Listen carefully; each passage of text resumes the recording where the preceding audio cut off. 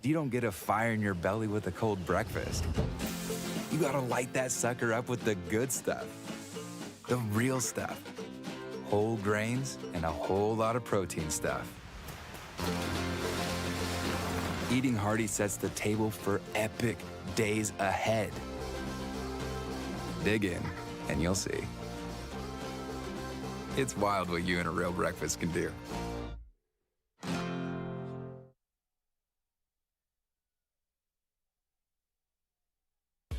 My name is Jeff Vierling, co-founder of Tailwind Nutrition. We make drink mixes for athletes to help you fuel, hydrate, and recover for all sorts of outdoor activities. Running, cycling, hiking, climbing, any sport where you're working up a sweat. We manufacture our own products in Durango, Colorado, and we test and use them on the trails of the beautiful San Juan Mountains. Our mission and our passion is to help athletes achieve their goals and to feel great while doing it. We couple proven nutrition that's simple to use, easy on your gut, and tastes great with encouragement and education. You can think of us as your support crew. We're right there with you doing whatever it takes to help you get across the finish line with a smile on your face.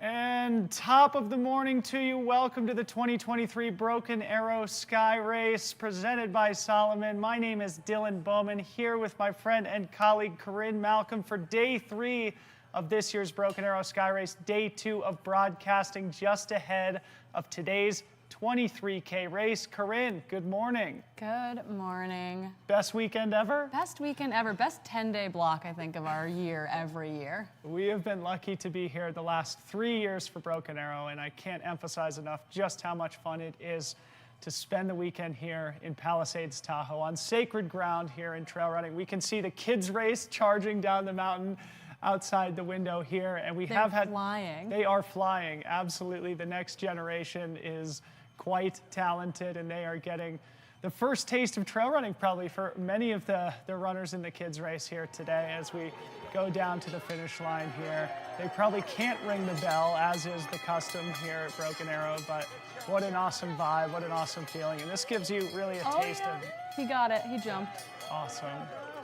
So anyway, welcome to the weekend. Maybe Corinne, give us a quick glimpse into what's been happening this morning, because it has been a little bit of a curveball thrown our way. Yeah, so we have been ready to go live. We've been in studio since 6:30 a.m. getting prepared, only to get here and recognize that the trams weren't going to run at all today, meaning that we had to go on wind hold and then wind delay and then a course change. So it's been kind of a chaotic morning behind the scenes. The race team revamping the race course, revamping the media plan, reallocating cameras, getting everything off the ground to keep the runners safe, keep the volunteers safe, make sure we got medical and aid station workers out onto the course was a top priority. And so we figured that out pretty quickly. Everyone seemed really calm. I would have been a total mess.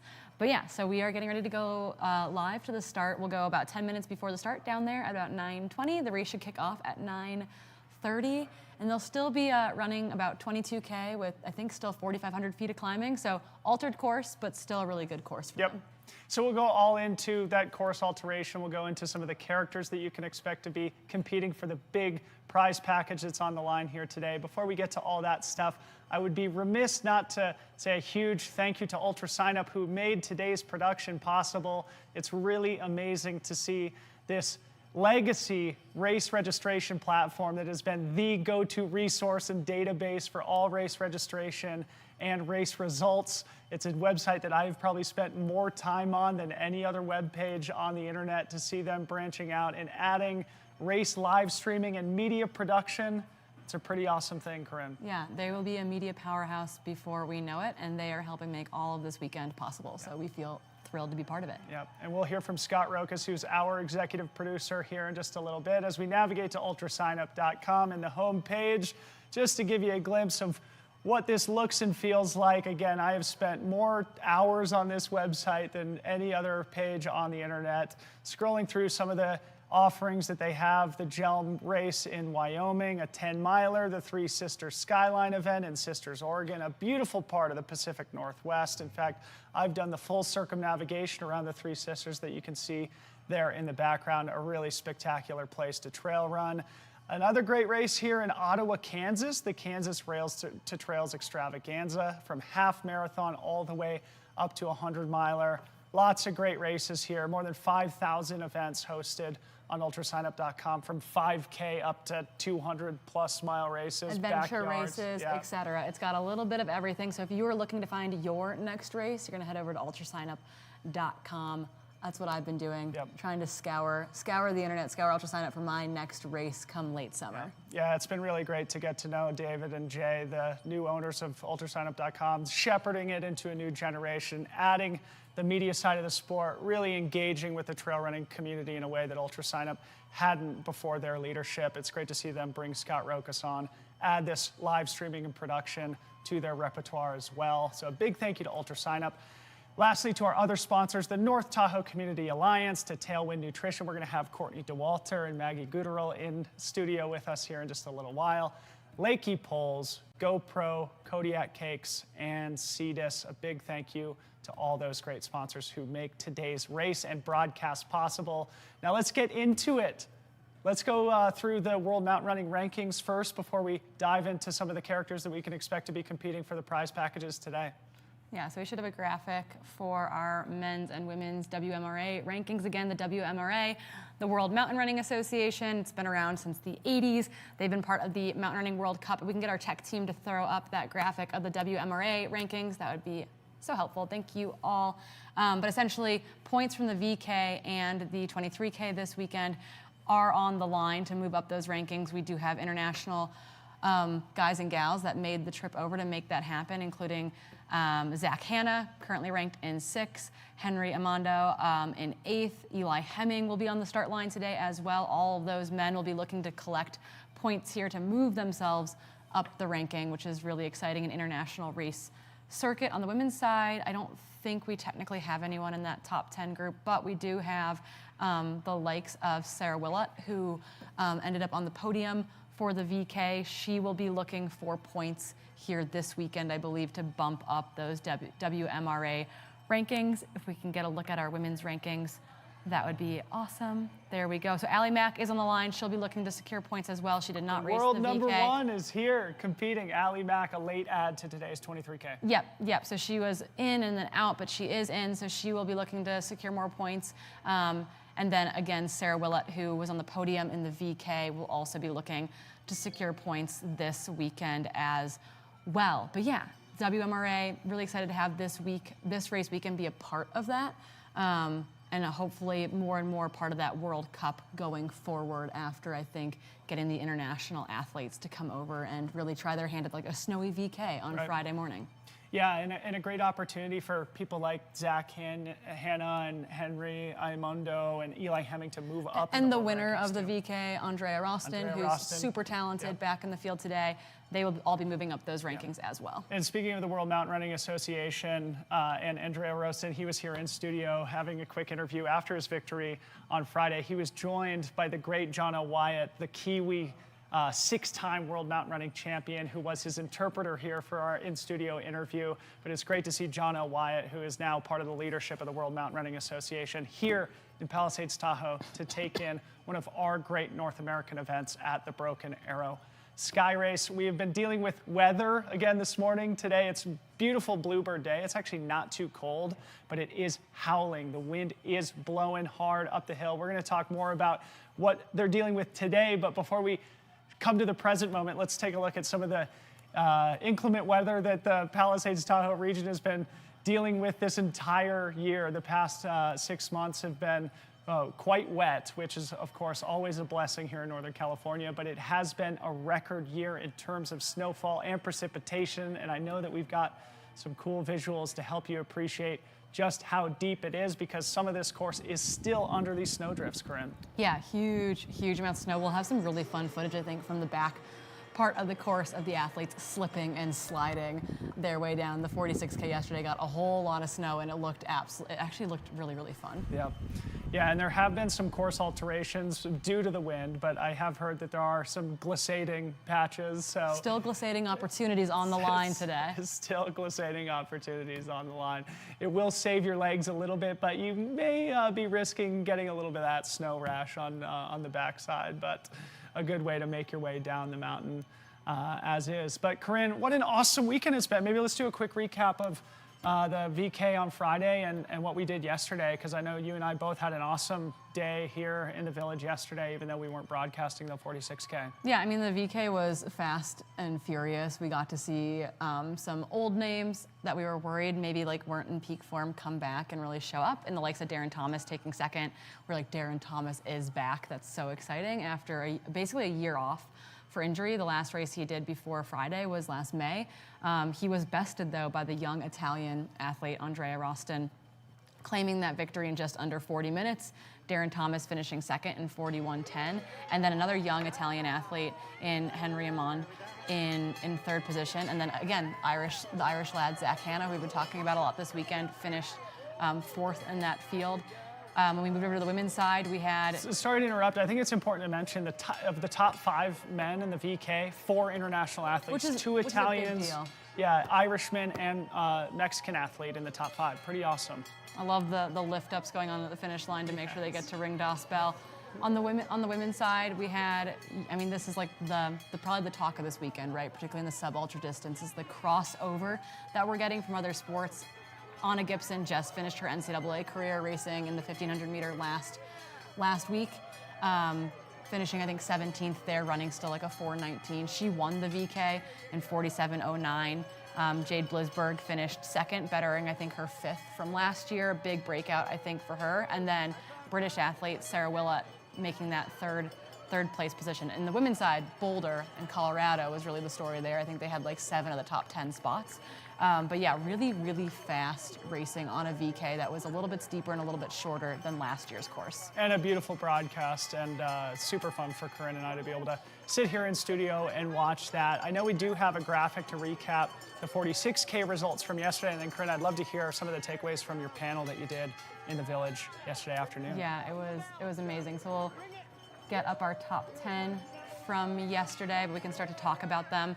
A little bit of a faster course yesterday. I think both the glissading and the shortened course, just a smidge on the 46K, led to some really, really fast times. At the top of that was Michelino Sinceri. I think he's been second and third here quite a few times. It's funny, I talked to him. He came to my panel in the afternoon, and he was like, finally, man. He grew up here in the Tahoe region. He now lives in Driggs, Idaho, but Michelino, a little bit of a homecoming and happily finally securing a victory here. Yeah, and funny enough, he went to elementary school with third place male Nick Handel, so I think that was pretty cool. They said their 4th grade cross country team's pretty good, turns out. So yeah, Michelino Sinceri taking that win. Jeff Mogavaro, who I think was 3rd last year and has a number of 5ths here, finally moved up that 1 spot on the podium to take 2nd. Nick Handel of the Bay Area in 3rd. Cole Campbell 4th. Grant Barnett 5th, Matt Billis 6th, Neil Bang 7th, Gregory Krathwall 8th, Jacob Grant 9th, and Sean Van Horn in 10th. But yeah, sneaking under the 4-hour mark for Michelino, that's quite a run. Yeah, and before we get to the women, just pointing out to our viewing audience here, 4 minutes really separating our top 3. I guess it was closer to 6 minutes separating our top 3, but really tight racing there for the men's podium. Transitioning to the women's race. Yeah, and just a quick note, in that men's top 10 too, lots of those guys are in the Triple Crown, including Cole Campbell, Neil Bangs, etc. Oh, so sweet. they're fighting for Triple Crown spots. On the women's side, Helen Minot-Faulkner can do no wrong in 2023. She won the UTMB 70K race. She was 2nd overall down in Argentina I think in February or March. Maybe it was later than that, April. It was definitely April. Yeah. But yeah, super, super fast, but from the Tahoe area. She's part of that North Face development team. Oh, cool. Her mentor, I think, is Caitlin Gerben on the team. Great mentor to have. Super cool. Helen Minot-Faulkner taking that win, really extending that lead over the second lap. But a new name for some people who I don't think should be a new name is Lindsay McDonald in 2nd place. Aravaipa athlete. Flagstaff athlete, super, super fast. Christina Ortina Mascarenas was in 3rd position. I'm going to pull up the list on my computer so I can continue to tell you a little bit about those women racers. But yeah, and then out of China, also doing the Triple Crown, was Zhang Fuzhou, finishing in 4th. I knew she passed Emilise or Emma von Avis in like the final descent to move up from 5th to 4th. Lindsay Allison in the Triple Crown in 6th. Georgia Porter in 7th. Lottie Brinks in 8th, Amanda Wiggenhorn in 9th, and Caitlin McDaniel, who used to be a professional basketball player, it turns out, in 10th. So yeah, I think Lindsay Allison has moved to the top of the Triple Crown rankings for women, followed by Zhang Fuzhou and then Amanda Basham. So we're actually like quite tight racing right now on the women's side. Only 3 minutes separating Lindsay Allison and Zhang Fuzhou for the Triple Crown title after 2 races. Give a shout out to who provided the great information there on the Triple Crown. Big shout out to Aid Station Fireball, Liam, getting me those the public math that I didn't have to do on the Triple Crown results. We'll call him the chief data scientist of today's broadcast. Now, with all that preamble, maybe let's kick off today's coverage of the 23K.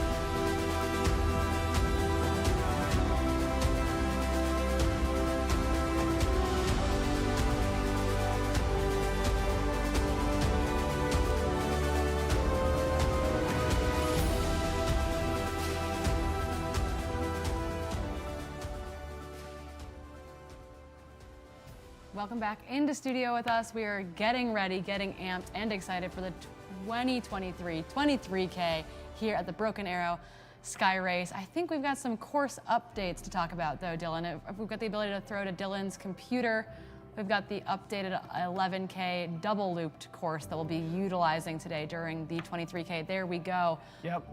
So here we go, folks. As we pull up today's course, I zoomed all the way out to just give you appreciation of where we are sitting now, right adjacent to beautiful Lake Tahoe in Northern California. As I zoom in here on the Palisades, Tahoe region and Olympic Valley, where Corinne and I are broadcasting now.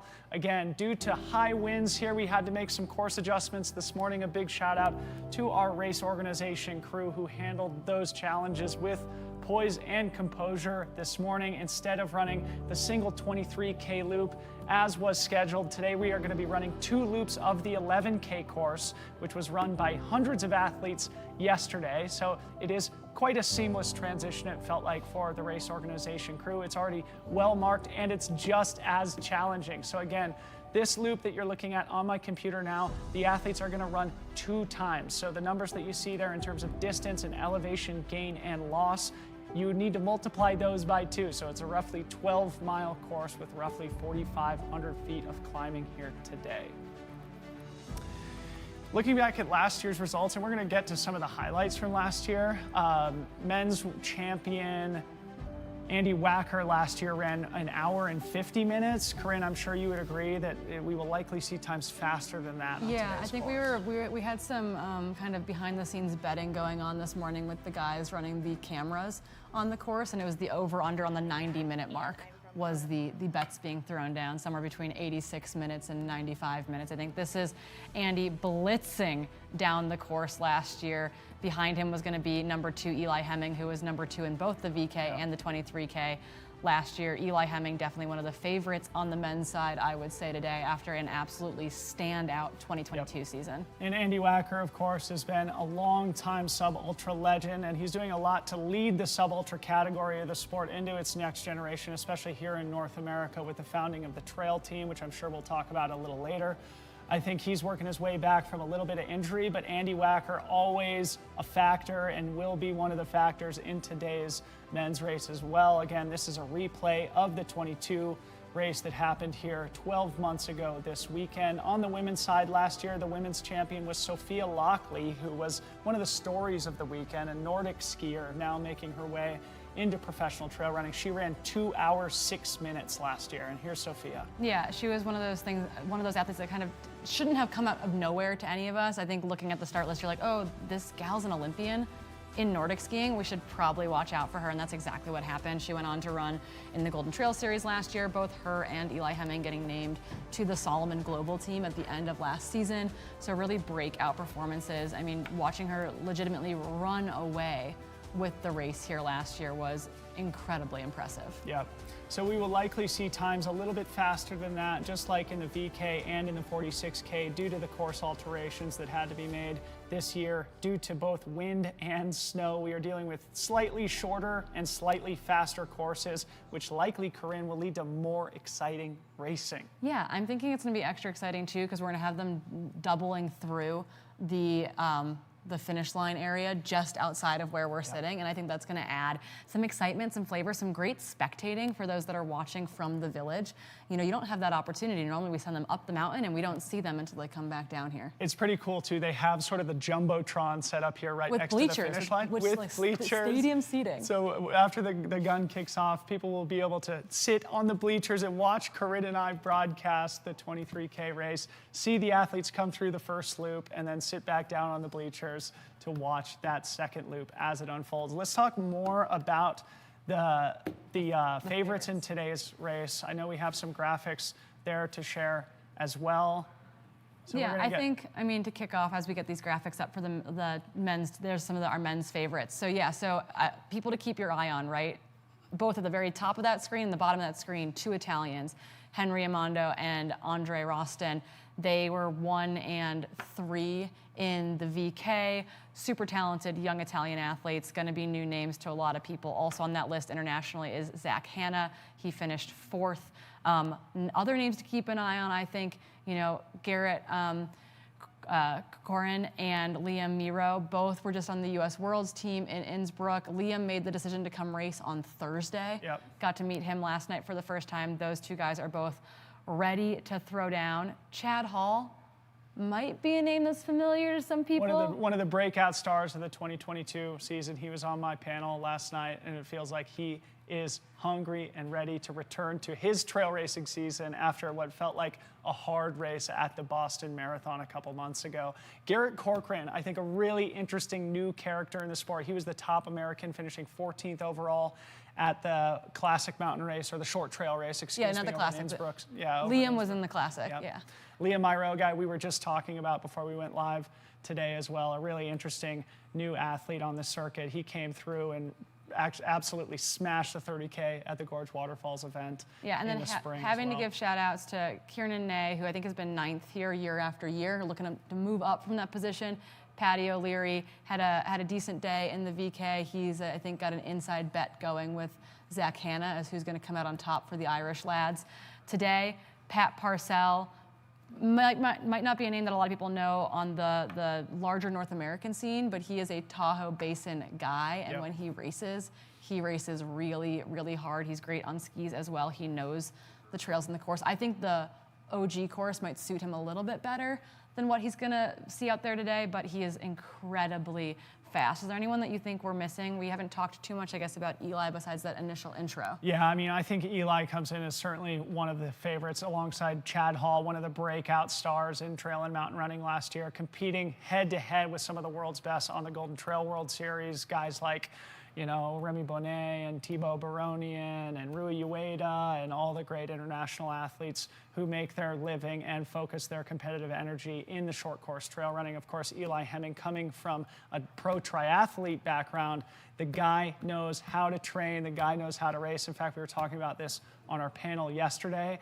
He just felt like he just needed to gain experience, gain some of those technical skills of just running up and downhill on trails. Now that he has that experience, he is going to be a scary, scary person on the circuit. Let's talk about the women, Corinne. Yeah, let's bring up those gals. I think the notable absences on the men's and women's side too, though, just to mention real quickly, Seth Bruling's not here. He's dealing with some, I think, viral pericarditis, so he's sitting out a bunch this summer. And then Grayson Murphy, just coming off world champs with a bronze and a gold, has decided not to race this weekend, which I think is probably very smart. But on the women's side, we've got really interesting stories going on. Some names that are going to be missed from people, I think, including the name at the top of that list being Chessa Adsett-Morris, super, super fast. I believe she's Canadian, but she lives in San Diego, and she is kind of one of those classic mountain style runners, really fast over the short distances, someone that I think might surprise folks today. We also have someone like Ruby Lindquist, who is also on that North Face development team, really fast, younger athlete, newer athlete coming up in the scene, just missed, I think, had very close finishes at those USATF trials races for the trail team. You've got Anna Gibson, who won the VK, but is a little uncertain on her downhill abilities, I think. But this course, I think, is going to suit her super well today. Scary, scary, talented athlete. Anna Gibson came in studio with Corinne and I after her VK victory, where she looked so smooth. And man, I was struck just by her maturity, her excitement, and how she seems like she's born for it, having grown up in Wyoming. Yeah, I think that she's made for this sport, and we're so excited to see more of her. She's part of that trail team that Andy Wacker has kind of put together and gotten off the ground. Also on this list include previous champions in Allie McLaughlin and Janelle Lynx. Allie coming back off of kind of a hard world. I think she's looking to have a really fun day out there.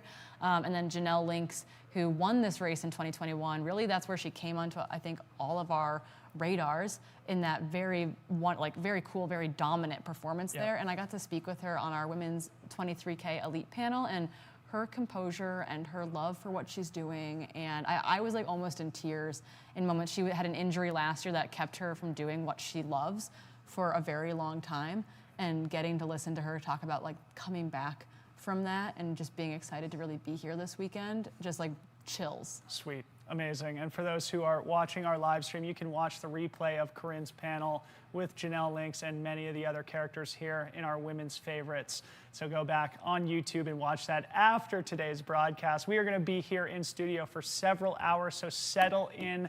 Now, I'd love to talk a little bit about the wind and about the weather. We've sort of referenced it a couple of times, but if we want to share my screen, I'll give our audience a deeper understanding of what the athletes might be dealing with up on the hill today. So this is, of course, the NOAA website here, and it gives a lot of great information, updated every 30 minutes roughly, about the wind speed, about the temperature. So right now we're sitting at about 45 degrees Fahrenheit. Feels a little bit warmer than that, but the wind is gusting up to 60 miles an hour up at the summit. So again, the athletes will be dealing with that wind. I doubt it'll probably slow them down too much on a course like this, but that is why we had to make the course alterations. And again, a big shout out to the race organization who did so seamlessly this morning, and a big thank you to all of our viewers who have been patient with us this morning as we have had a delayed start. While we've got my screen shared, let's look at the athletes in the village here. Corinne, maybe just set this up and let people know what they're looking at. Yeah, so we've got trackers on about 20 of the men and 20 of the women. That's going to allow us some additional IDing, I think, over the course of the race as well. But it's really cool. We got to watch people are like, oh, look, Henry's warming up. Or, you know, where they are in relationship to that start. Most of them should be heading towards that start arch so that they are ready to go when the gun goes off here in just about 10 minutes. But yeah, it's going to be, it's really cool that we have trackers on athletes this year. We used it during the VK as well, and it was really fun to get to literally follow their dots moving up the race course. So new tech coming at you in these short distance races. Come on, long distance races, we got to get on this. It's really, really cool. 40 live trackers on athletes this weekend. Yeah, again, Broken Arrow pulls out all the stops to keep all of us informed and excited about the racing as it happens. As Corinne said, we are probably 7 to 10 minutes away from the start of today's 23K, and I think we have one of the sport's biggest superstars at the start line who may be doing a couple of interviews for us. Let's throw it down there.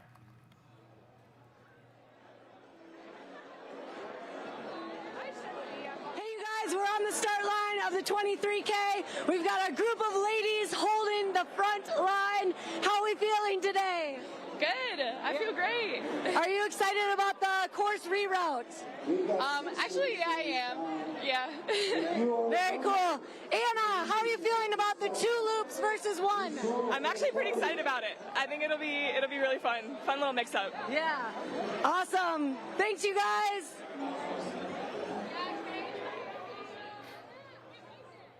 And there you have it, folks. The great Courtney DeWalter here at the start line as part of the Broken Arrow Skyrace. She is going to be in studio with Corinne and Maggie Gooderell shortly after the start of today's race, which again, we expect to happen in the next 7 to 10 minutes. I think we did want to hear from some of our production staff behind the scenes. Mr. Scott Rokas, I know, had a couple of words that he wanted to share about the broadcast today and all the effort that's been put into it. So whenever Scott's ready, we would love to hear a little bit about that too. All right, how's everybody doing this morning? This is quite a shakeup today.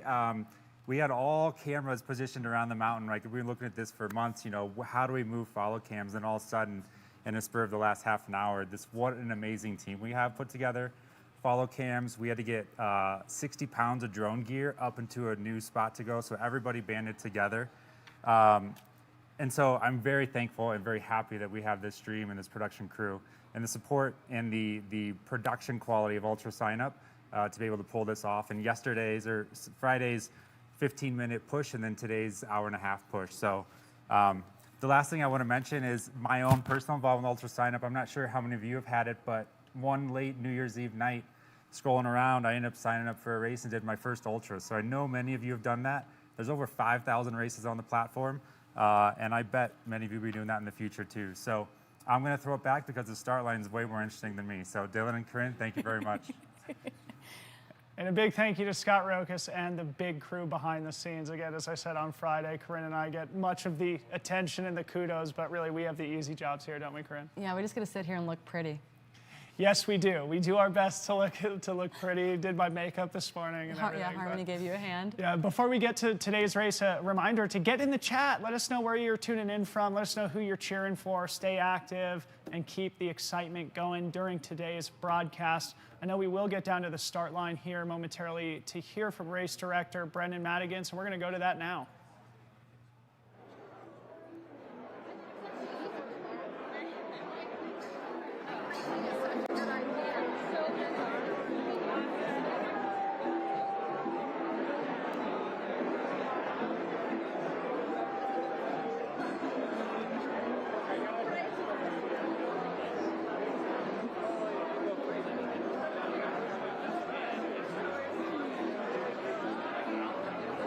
field. Tabor Hemming, Matt. I love it. I love it, I love it, I love it. This course is going to suit the Hemming super well, I think.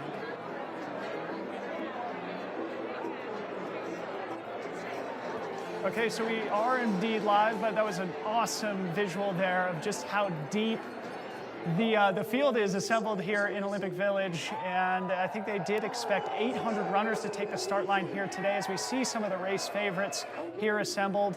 And there is Brendan Madigan, the race director.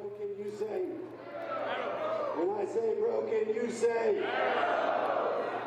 When I say broken, you say broken. When I say arrow, broken. When I say arrow, broken. All right, sweet. Okay, welcome to the 8th annual Broken Arrow Skyrace presented by Solomon. Thank you to every single soul running and spectating in this village today. So, not only today will be a fantastic life voyage for you, one of the best days of your life, I guarantee it. You're on TV, thanks to our friends at Ultrasign Up, who are presenting a live stream of this distance. Let's give them a big round of applause, please. Let's give them a really big round of applause, please. And today matters better. You're part of the kickoff of the 2023 Valsier Mountain Running World Cup. You're participating in the international event, so let's clap for that. We'd be remiss not to thank our great partners at Palisades Tahoe who welcome us to this village. Let's give them a big round of applause, please. And we also must recognize that all of us are about to recreate and enjoy sacred Wa She lands, and we're lucky and privileged to be able to do that. So, to get this party started, you guys are going to clap with me. We're going to start slow. Right here, ready? Slower. Come on. Slower.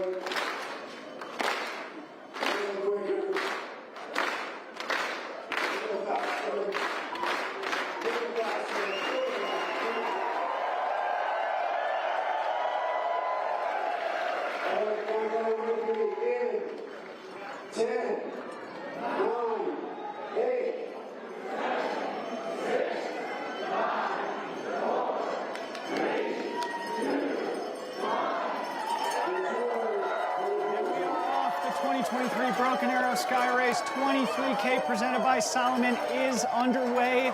Only an hour and a half delayed as the runners make their way down this gradual descent out through the parking lot before they hit the dirt trail where they will start climbing. I was going to say Anna Gibson out fast, tucking in with that lead group of men. I saw Tabor Hemming right off of her shoulder. We knew this race was going to go out fast and furious, independent of what course they are on. That is exactly what is happening right now. And it's great that we do have a drone here early in today's race. I know if they were flying any higher, it'd probably be a little bit too blustery with the wind, but what a great visual as we look down at Olympic Village as the runners cruise through the parking lot here and make their way onto the dirt for the first time. This first mile is going to be a really fast one. I would expect our leaders to get out sub 6-minute pace before they start climbing in earnest. Yeah, and this is allowing them to spread out a little bit before things choke up in the trees, which was where we're probably going to lose some of our initial cameras out there. We know that we don't have great connectivity from parts of the early section of this course, so we might lose them as they head into the woods here, but I'm so glad that we're getting these aerial shots today. And good ID time with people on the start line. We got to pick out a lot of the runners there. Yeah, this is going to be really interesting, I think, with this course alteration and the two-loop nature of it, to see who tries to maybe try and get separation, or if they're going to come through the first loop as a pack and the separation occurs in the second loop. Because the 23K is typically just a single loop course, you usually see the people who excel as climbers try and get out to a hot start, knowing that the back half is a long descent. This time it's going to be a little bit more of an equalizer with two of those climbs. I'm wondering if if Eli Hemming is in red out in front, if that is that red Solomon top that we're seeing there on the screen. We will get confirmation as they head up this climb, but man, they are moving fast. Yep. As they make their way into the trees here, we're going to lose sight on the leaders. Oh, no, we aren't. We've got the follow cam We get a little runners. bit of follow cam in here before they go out of service. This is where we picked up Joanna last year during the women's race early on as well. Yeah, that does look like Eli Hemming behind Chad Hall. It looks like our early men's leader. Again, Chad Hall, one of the breakout. These are the two breakout stars really from last year's trail and mountain running season. Chad Hall from San Diego, the brother of the great track and field athlete and American marathon record holder Ryan Hall. Chad Hall is his younger brother, a fantastic athlete in his own right, living in San Diego. Both these guys have multi-sport backgrounds, both as triathletes. In fact, they said that they used to race each other as triathletes way back in the day. And Eli Hemming, of course, from Boulder, Colorado. I think he comes from Kremling, a small town in western Colorado. But these two guys are likely going to be dueling it out on the course here today as two of our favorites. And Eli is certainly one of the best climbers in the sport. Yeah, and so it looks like it's two and then a camera and then that group of three. So they are starting to create a little bit of separation over the chase pack. And I don't think there's any surprises seeing Chad Hall and Eli Hemming out in front. I think that would have been anyone's guess this morning. Totally. And Chad Hall devoted the first half of his season here this year on road marathons. I think he did both Houston and Boston. I think Houston he ran really fast. I can't exactly recall his marathon time. He said that Boston was a little bit more rough and that he was excited to transition to the trail season now. I do recall that last year he was able to successfully double at the Mammoth Trail Fest, where he won both the vertical race and the 50K event at Mammoth Trail Fest. These two guys are so fast, and someone who's going to be just off their shoulder is going to be someone like Liam Myro, who we've been talking about a little bit, another potential standout. Here is the front of our women's race. We're going to be like Anna Gibson and Tabor Hemming here, so the Hemmings are both in podium position here in the opening mile. Which I think is what we expected going in, was kind of this power dynamic. They are going to also be, they are going to finish this race, they're going to drive to the airport, and they're flying to Europe because they are racing next Sunday. They're racing Marathon du Mont Blanc, and then they fly from there to Alaska to race Mount Marathon. So they have a triple going on that I think is potentially historic. Yeah, I was talking to them here in the village the other day, and they're like, yeah, it's going to be pretty chaotic. And I'm like, man, you guys are in your mid-20s. You better be savoring this. This is what life is all about. Come out for a good rip here at Broken Arrow on the 23K. A nice warm-up for the Marathon du Mont Blanc, one of the biggest, most important races in Europe, happening in the Chamonix Valley as part of the Golden Trail World Series. And then, of course, going to Mount Marathon in Alaska, one of the most iconic and hardcore mountain races in the world. Yeah. So the Hemmings are quite a storyline. Oh, and Tabor said, oh, we don't do anything easy. We make everything kind of hard and chaotic. So. Yeah. Eli was on my panel yesterday, and we talked a little bit about their partnership and the fact that they're able to share this adventure together. It was one of those sentimental moments that, you know, I'm a sucker for, Corinne. But yeah, you had chills and tears, I'm sure. But speaking of that, on our panel, we also had Rachel Drake, someone who we did not talk about in that preview. Rachel Drake, Nike athlete, Golden Trail standout, had a baby about 9 months ago, coming back from a stress fracture kind of in that postpartum period as well. I wonder how she's feeling today, but it was really cool to have both, you know, have Tabor and Rachel on the panel talking about how they get to do this sport with their partners and travel to race with them, with Rachel staying here with Tyler for him to race Western States next weekend. So really, really cool to see. For his 4th time in a row. Dynamic duos in our sport. Absolutely. It was great to connect with Tyler in the village the other day. Both of us new dads, and a big shout out to all the fathers out there as we celebrate a happy Father's Day here. What could be better? Sitting in studio with Corinne and then getting to go hang out with my little boy all afternoon. So a big shout out to all the dads here watching us on YouTube and in the chat. Again, we are looking down on the early leaders in the men's race. A big thank you to our production staff for this awesome drone footage, and a big thank you to the follow cam runner who managed to hang on to the wheel of Chad Hall and Eli Hemming, our early leaders here today. Looks like they're starting to bunch up though, Corinne. Yeah, it looks like things are coming back together a little bit, which I think you're going to see some of that accordioning over the course of the race, or as Sarah Kai has recently described it to me, a slinky, where things spread out and then bunch back up together through these switchbacks. So I'm not too surprised that we're going to see some of that based on terrain, based on that initial fast start. But so maybe going back to that, Corinne, we were talking about this in the VK too, as I was referencing the new Netflix series Unchained about the Tour de France, and about how some athletes are climbers, some athletes are descenders, and you have to sort of play your strengths, play your cards at the moment where it feels right. We'll recall couple years ago in the 23K when Joe Gray got off to a hot start, early lead, had a really healthy lead at the top of the mountain before Darren Thomas nearly ran him down on the descent. So an interesting story to just see the strengths and weaknesses of these athletes and where they play those cards. Here's Tabor Hemming. Yeah, and we believe that Tabor Hemming alongside Anna Gibson are our race leaders. We're not sure who is in front right now, but we've got a camera on Tabor Hemming as she makes her way up this climb. She came out of a really successful collegiate running career at CU before they decided that, they wanted to, both her and Eli wanted to mix it up, to get on the trails, to do something a little bit different, kind of tired of running in circles. They get to run in circles today with their bigger circles this time. Yep. And it'll be really awesome to see these two great young Americans go and race on the European circuit. And we see Allie Mack for the first time. Heck yeah, last Allie year's Mack. world champion in the vertical. Allie Mack had, I think, what she would classify as a disappointing couple of races at the World Championships last weekend in Innsbruck. And she was a late add to today's field in the 23K, taking the early lead from Tabor here on the climb. And this very much plays to Allie's strengths. Yep, a good grinding uphill. We did see some of the men that they're running around switching between power hiking and running here, but if you can stay in that running motion, I think you're going to gain a few steps here and there over the course of this. But you're right, I think that this climb definitely plays to Allie Mack's strengths, as we know her as a VK champion here. She runs downhill pretty darn good, though, too. Very solid. Couple funny anecdotes about Allie. For those who follow her, you know that she's a bit of a daredevil, and last weekend after the vertical, she did sort of like a paragliding thing off the top of the vertical course in Innsbruck to fly back down into the valley. Even funnier story, I got a text from a friend, Rick Hesner, last week, who lives in Texas. I think they were in New Mexico, but he texted me, he was like, hey, I just met someone named Allie while I was doing a skydiving thing. Yeah, she's got some base jumping situation going on this summer. I was like, dude, she's a world champion. He was like, yeah, she seems like an awesome gal. So shout out to Allie Mack, an awesome athlete, awesome person here in the early lead.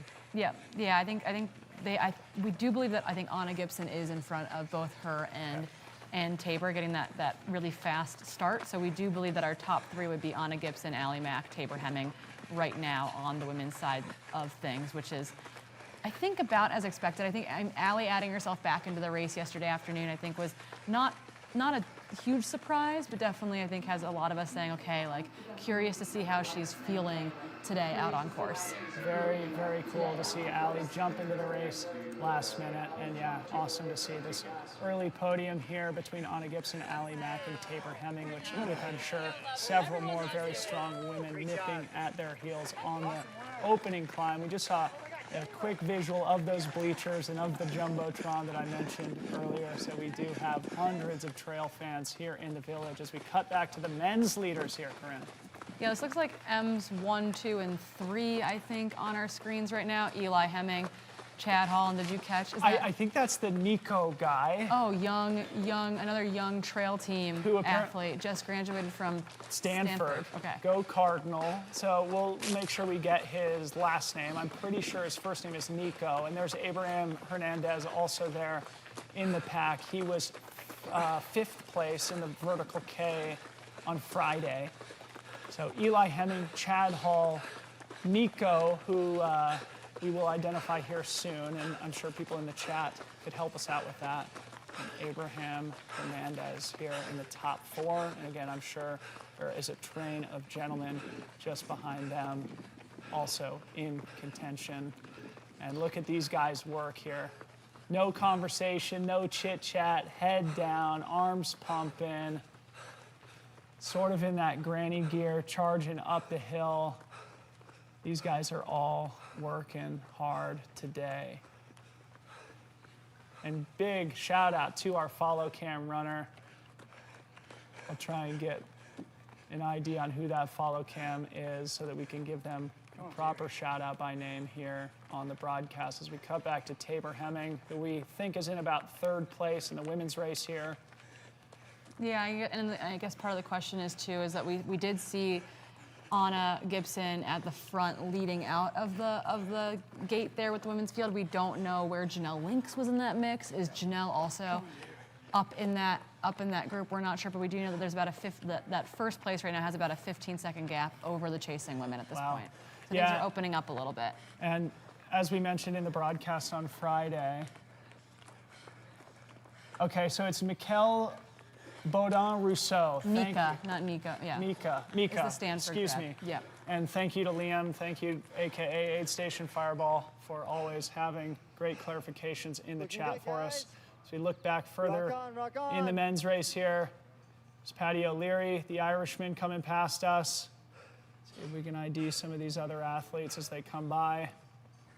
Give a shout for those that you're watching. I know that there's a lot of significant others, parents, etc., friends, family watching in the chat.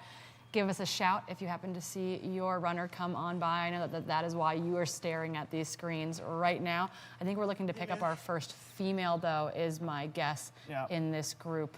As we're waiting for the first female here, who we anticipate to be Anna Gibson, going back to what I was about to say just a second ago, Anna Gibson, of course, our vertical K champion. On Friday, she ran about, I think it was 90 seconds faster than Allie Mack did in the VK last year, although it was on a shortened course. Anna Gibson very much is in Allie's lead, in her category as a climber, it feels like. Definitely. So Anna Gibson, likely our early leader here in the women's race. Allie Mack. Oh, here's Allie Mack in the lead. Unless we missed Anna Gibson, this is Allie Mack here in the lead of the women's race in the 23K. So it sounds like we have confirmation, Allie Mack in the lead. Although it did in 2021, remember how long it took us to ID Janelle? Yep. Forever. So Allie Mack, I do believe you can see Tabor Hemming in that long shot there. That is the gap right now between Allie and Tabor at this junction. We'll try to get eyes on both Janelle Lynx and Anna Gibson because we do believe they will be in the mix today. Oh, Allie just giving out highs and hellos this morning as she charges along. Man, she is looking strong. Allie Mack from Colorado Springs, Colorado, a decorated high school and collegiate athlete, went to the University of Colorado just like Tabor Hemming did. Off to an early lead as we approach 15 minutes into today's race. Corinne, my speculation, my guess is that we're going to see the men's leaders come through the first loop in probably 45 minutes, would you guess? The winning time yesterday in the 11K was 56 minutes, I believe. And so F3. So I'm just getting confirmation in my ear that this is Anna Gibson in third position. Anna Gibson, our VK champion on Friday. She went to the University of Washington, but grew up in Teton Village, Wyoming. So she is very much at home in the mountains. And it was awesome to talk to her here in studio after the VK about her love of trail running coming off of her collegiate track career. Yeah, and this will be a long race for her coming off of 1,500 meter season. She's planning to race USA's in Eugene in just a couple weeks. So definitely she's trying to translate some of that track fitness, but she can see Tabor. So right now 1, 2, and 3 are all really tight together. Allie Mack, Tabor Hemming, Anna Gibson are your 1, 2, 3 in the women's race, and they can all see each other right now, which is pretty freaking huge. All looking very strong here in the opening couple of miles. And the transitioning between the run and the hike as they hit this steeper slope here. Allie Mack, one of the best climbers in the world. Yeah, and just to note, the 11K winning time in the men's race yesterday was 54:44. See if we can get a split here. That was roughly 15. Oh, they're together. Yeah. Go get Allie. So likely a 10 or 15 second gap here. Anna Gibson, Tabor Hemming sort of working together here. And again, each of these athletes has a different skill set and a different strong suit. Yep. So Allie Mack, obviously one of the best climbers in the world. Let's see if once they crest the top of the hill, if she's able to keep that lead on the descent. Totally, and of these women too, she is the one who has the most experience in a range of distances as well. Anna Gibson, predominantly, obviously coming off track. She's done a number of VKs, a number of very short trail races. Tabor Hemming racing her first full season. She has done a 50K. She did Way Too Cool, which in her, I talked to her about it after our panel the other day, and she was like, that was a horrible experience. I'm not ready to do a 50K for a while. But, you know, Allie Mack has played with that distance a little bit more, and so, you know, a 20K, a 23K is going to be on the short, you know, on her shorter end of the spectrum versus these other gals. It looks like Janelle there in fourth, just behind Tabor Hemming. This is, I love the tight fast, short racing. But yep, that is your 2021 champion, Janelle Links, right now in 4th position, just behind Anna Gibson and Tabor Hemming, all within eyesight of one another. Yeah, so strong. We're calling back to her 2021 victory. She won in like a cotton tee crop top, and Right. it took us forever to ID Yeah, her. we were like, Standout who performance. is this women's leader? And yeah, even the chat had a hard time identifying her, but Janelle Links very much establishing herself as a great short course runner. She's done well, won several of the Cirque Series races around North America as well. We've got a great athlete vignette we're going to throw it to now.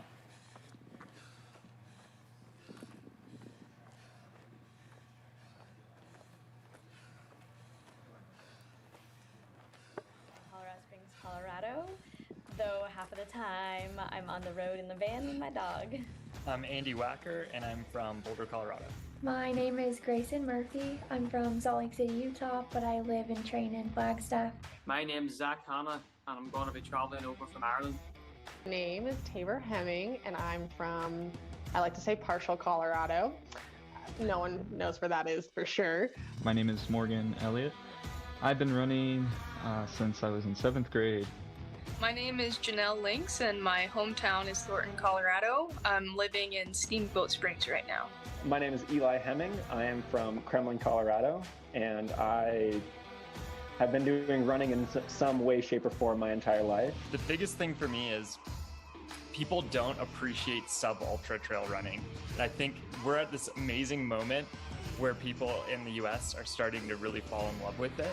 I think one of the biggest things I'm excited about where trail running is going is the media side. The fact that like LIVESTREAM is growing and people can tune in at home, super, super exciting. You can't beat the views. I think that's like I race in some of the coolest places in the world. I think what's inspiring the most is that it's not an early age sport, that you have all these people coming from every walk of life.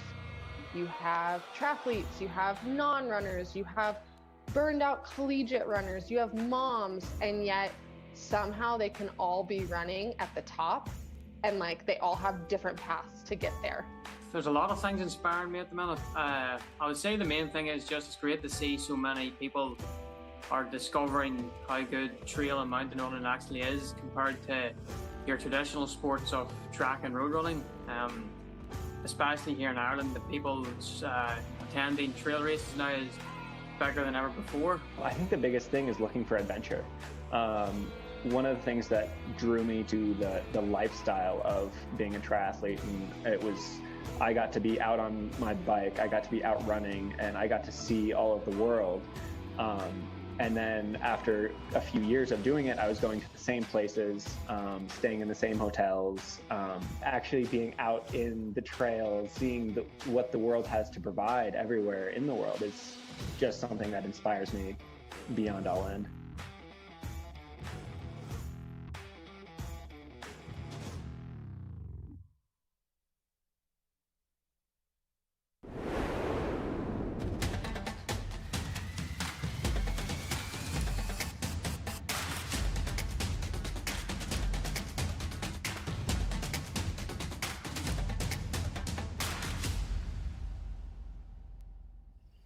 You don't get a fire in your belly with a cold breakfast. You gotta light that sucker up with the good stuff. The real stuff. Whole grains and a whole lot of protein stuff. Eating hearty sets the table for epic days ahead. Dig in, and you'll see. It's wild what you and a real breakfast can do.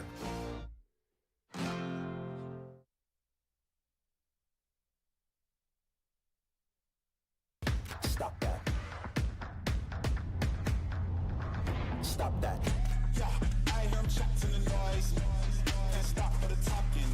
I hear him chat with the boys. Nice, keep talking, yeah. Just too sharp with the prize. Don't tell me I'm awesome, yeah. Hot like fire on the pan. If you wanna touch me, please use caution. My name is Jeff Vierling, co-founder of Tailwind Nutrition. We make drink mixes for athletes to help you fuel, hydrate, and recover for all sorts of outdoor activities. Running, cycling, hiking, climbing, any sport where you're working up a sweat. We manufacture our own products in Durango, Colorado, and we test and use them on the trails of the beautiful San Juan Mountains. Our mission and our passion is to help athletes achieve their goals and to feel great while doing it. We couple proven nutrition that's simple to use, easy on your gut, and tastes great with encouragement and education. You can think of us as your support crew. We're right there with you doing whatever it takes to help you get across the finish line with a smile on your face.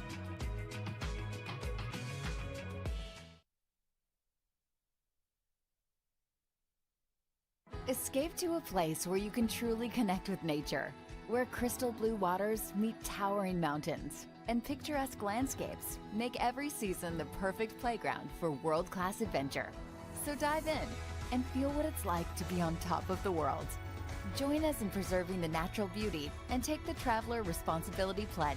Be mindful of others and save time using free transportation services like Tart Connect. Learn more at GoTahoeNorth.com.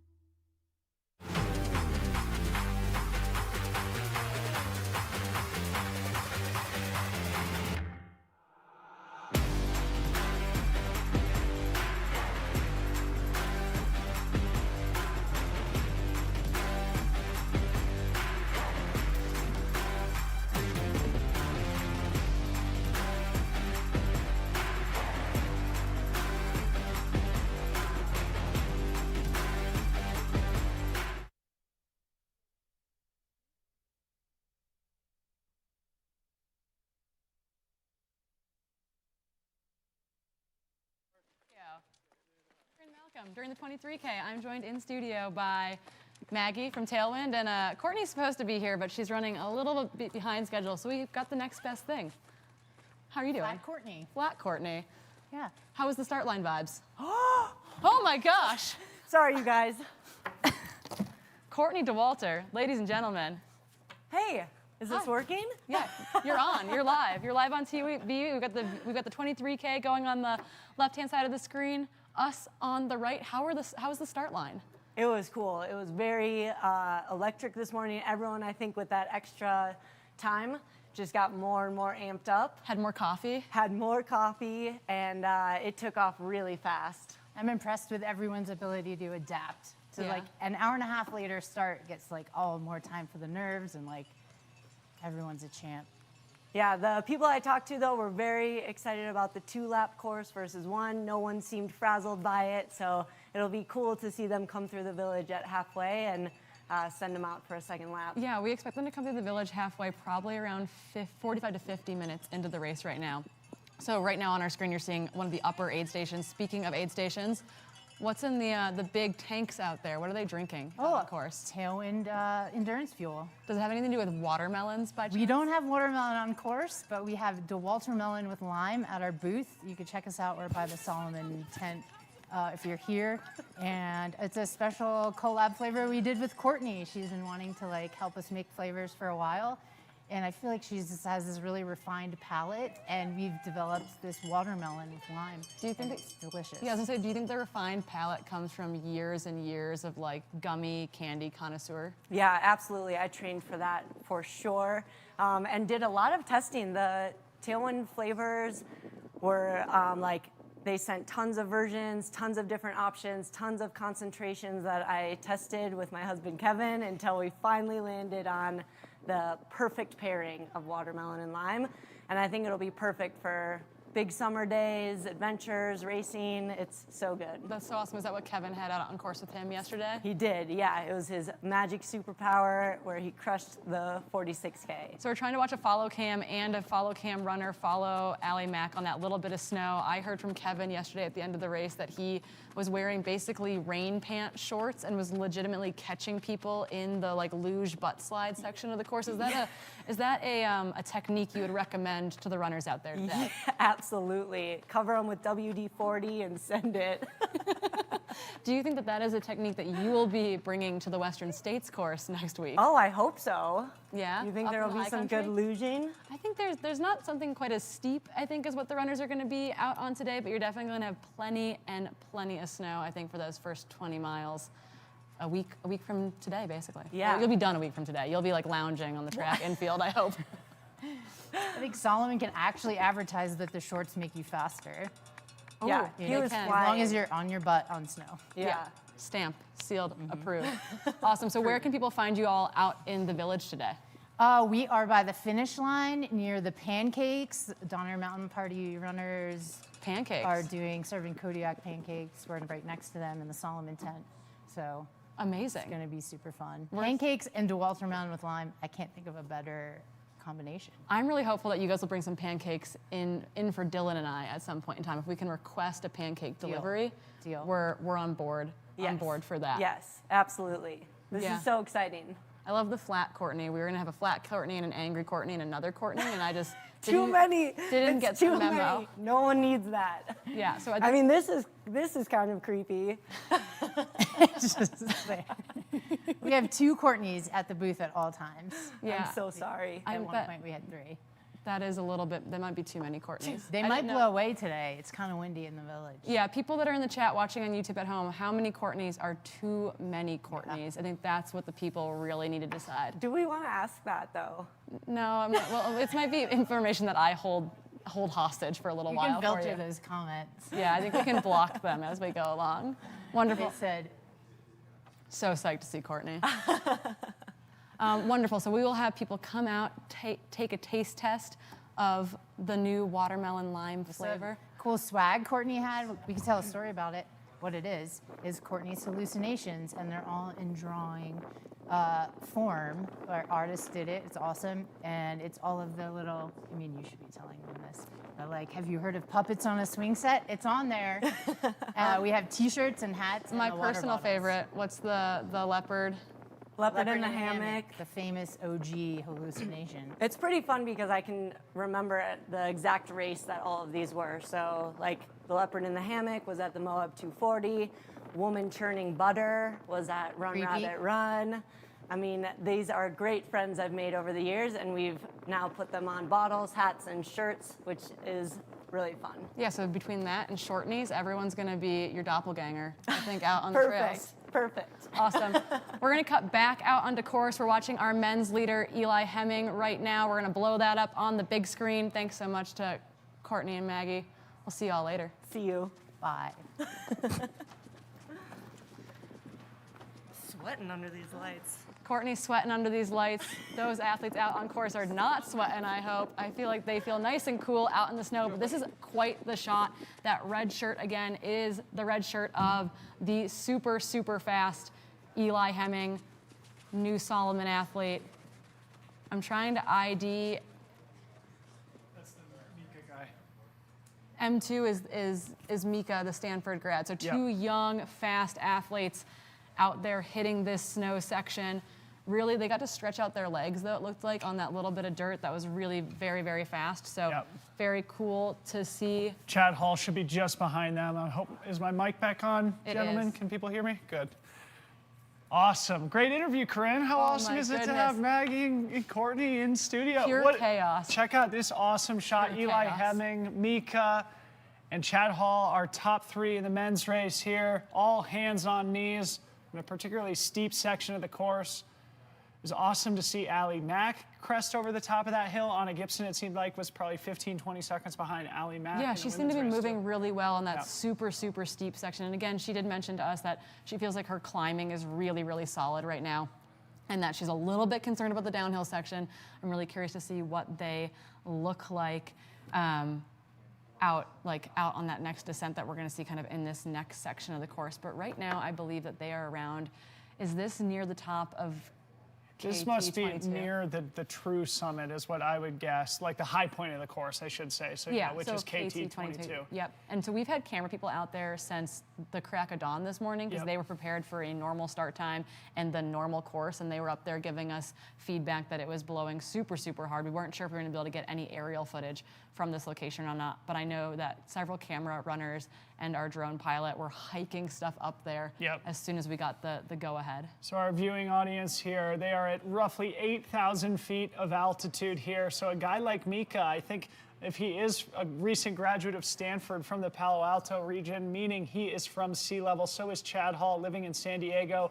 Eli Hemming does have the luxury of living in Boulder, Colorado, so he does have that altitude acclimatization advantage over the 2 men behind him. Eli Hemming is likely going to be cresting over the top of KT 22 here, and then he will have roughly 2.5 miles back down into the village to complete the first lap of the 23K here today. Again, I think we're going to be looking at that that 50-ish minute mark or so for them to lap through the village. So if you can hear our voice, get excited. I think the men are going to be lapping through in about 15 to 18 minutes or so. But as Eli breaks back into the run. So again, total stats of today's race is roughly 12 miles, roughly 4,500 feet of climbing. It is a double loop of the 11K course that runners navigated yesterday. If you're just joining us, we did have course alterations occur this morning due to very high winds here in the Sierra. But this, I think, is a great alternative, and certainly it hasn't impacted today's awesome broadcast coverage, especially this drone pilot. I was surprised. You can see how gusty it is up there. Yeah, they're doing an amazing job, but it does sound like we have Zach Marion out on course that we're going to be able to throw to get a little bit of a course update when his audio is ready.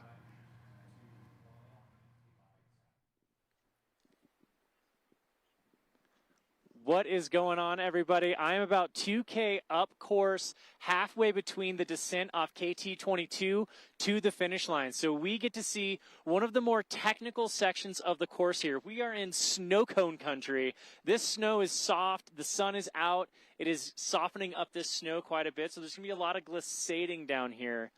It's going to be some really intense coming down, running down this section, but then they get this road section down to the finish, and about 2K to go. It's going to be a technical runner's dream right here, and then it's going to be a fast runner's descent to the finish. So a lot can happen here. We're excited to see the athletes come through twice, and we're going to give you guys all of the information we can get as they come running through. We'll be able to see them from the saddle there all the way down almost to the finish. Thanks so much.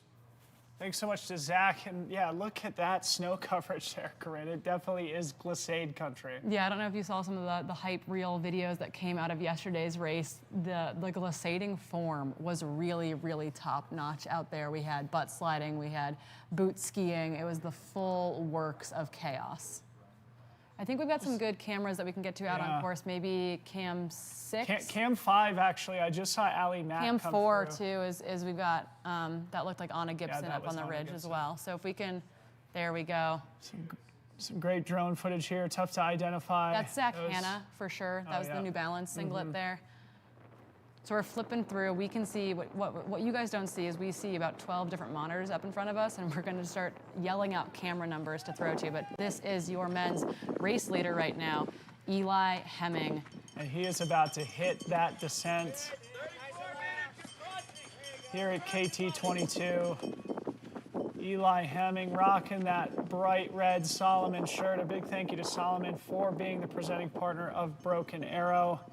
And a beautiful day here in the Sierra, even with the high winds. It probably is pretty great running conditions up there, Corinne. Yeah, I was gonna say the temperatures are pretty spot on. You've got that solar, which is gonna be a bit warm, but that wind is gonna cool things down. It's good to hear that the snow is softening up. When you get that wind combo, oftentimes it takes a little bit longer for that surface to soften with the high winds, but they are gonna be able to glissade super, super fast. Okay, let's get a split here. About 5 seconds separating Eli Hemming from Mika.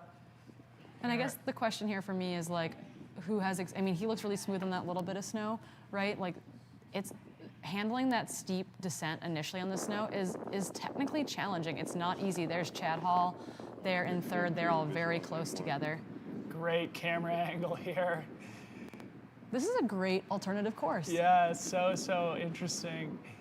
One of the small details that has occurred to me throughout the weekend is who's wearing sunglasses and who isn't, especially with all this sunglasses should have been mandatory gear out there. You're gonna go, I mean, people were feeling like they were going snow blind with sunglasses on.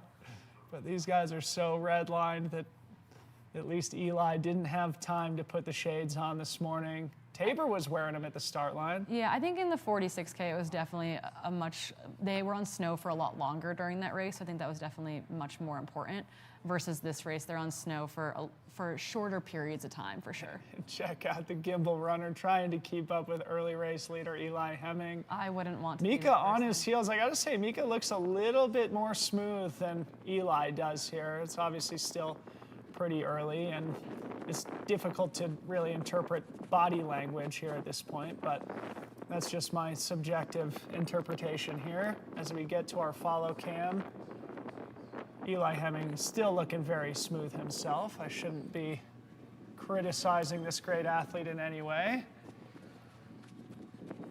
As they navigate this tricky section where you have to kind of go back and forth between nice underfoot conditions and then more tricky on snow underfoot conditions. And to be honest, flat snow to slightly uphill snow I think is the worst for running on, right? It's very awkward, it's a little bit unpredictable versus downhill. I feel like that is like a straight up glissade. It's a little bit easier just to like let it roll, kind of flow with it, but the flat snow I feel like feels really awkward when you're transitioning off and on it over the course of the trail.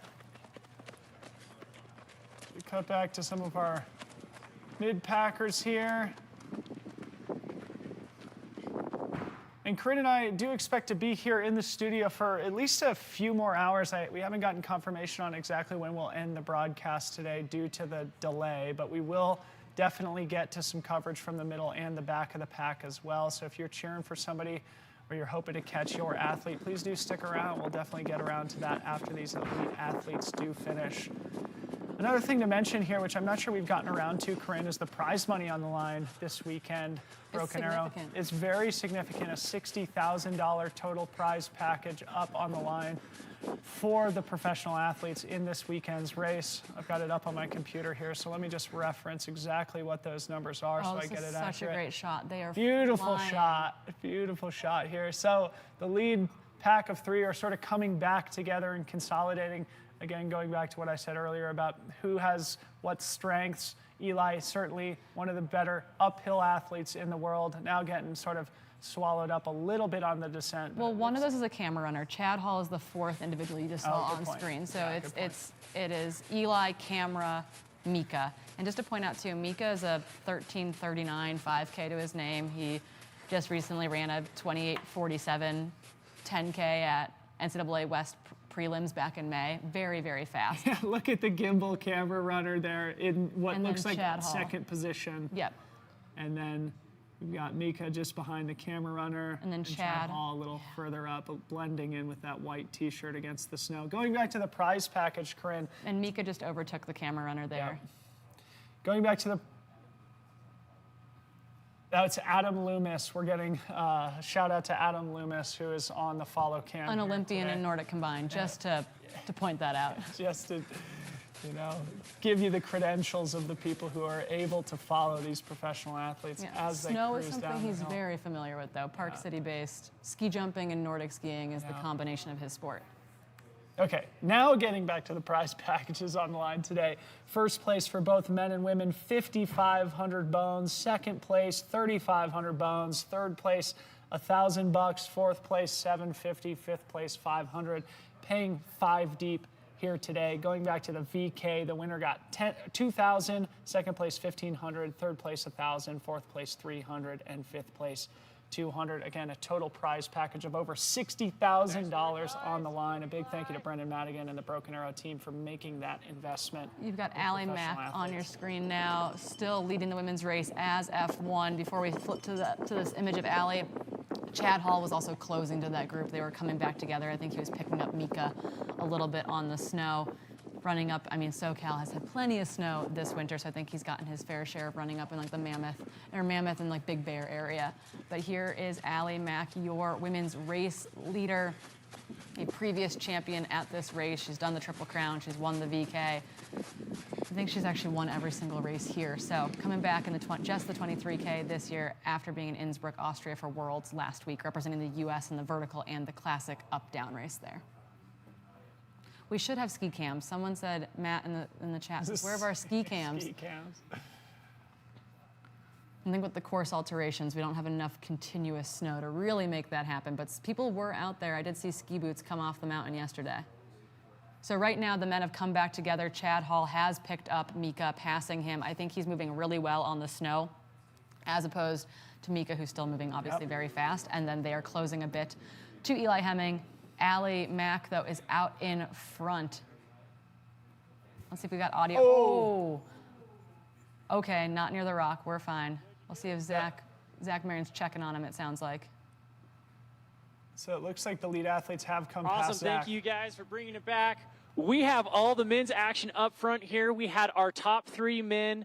We had Eli, we had Chad, and we had our Stanford guy out there, all within a split second of each other. They looked fantastic. Chad was making some moves once we hit the road off of here. Eli looked like he was enjoying the technical sections. So it'll be fun to see what happens as they make their way back around. And it was about 45 seconds between those 3 and the next 3 athletes. We're going to stay camped here looking for women's leaders.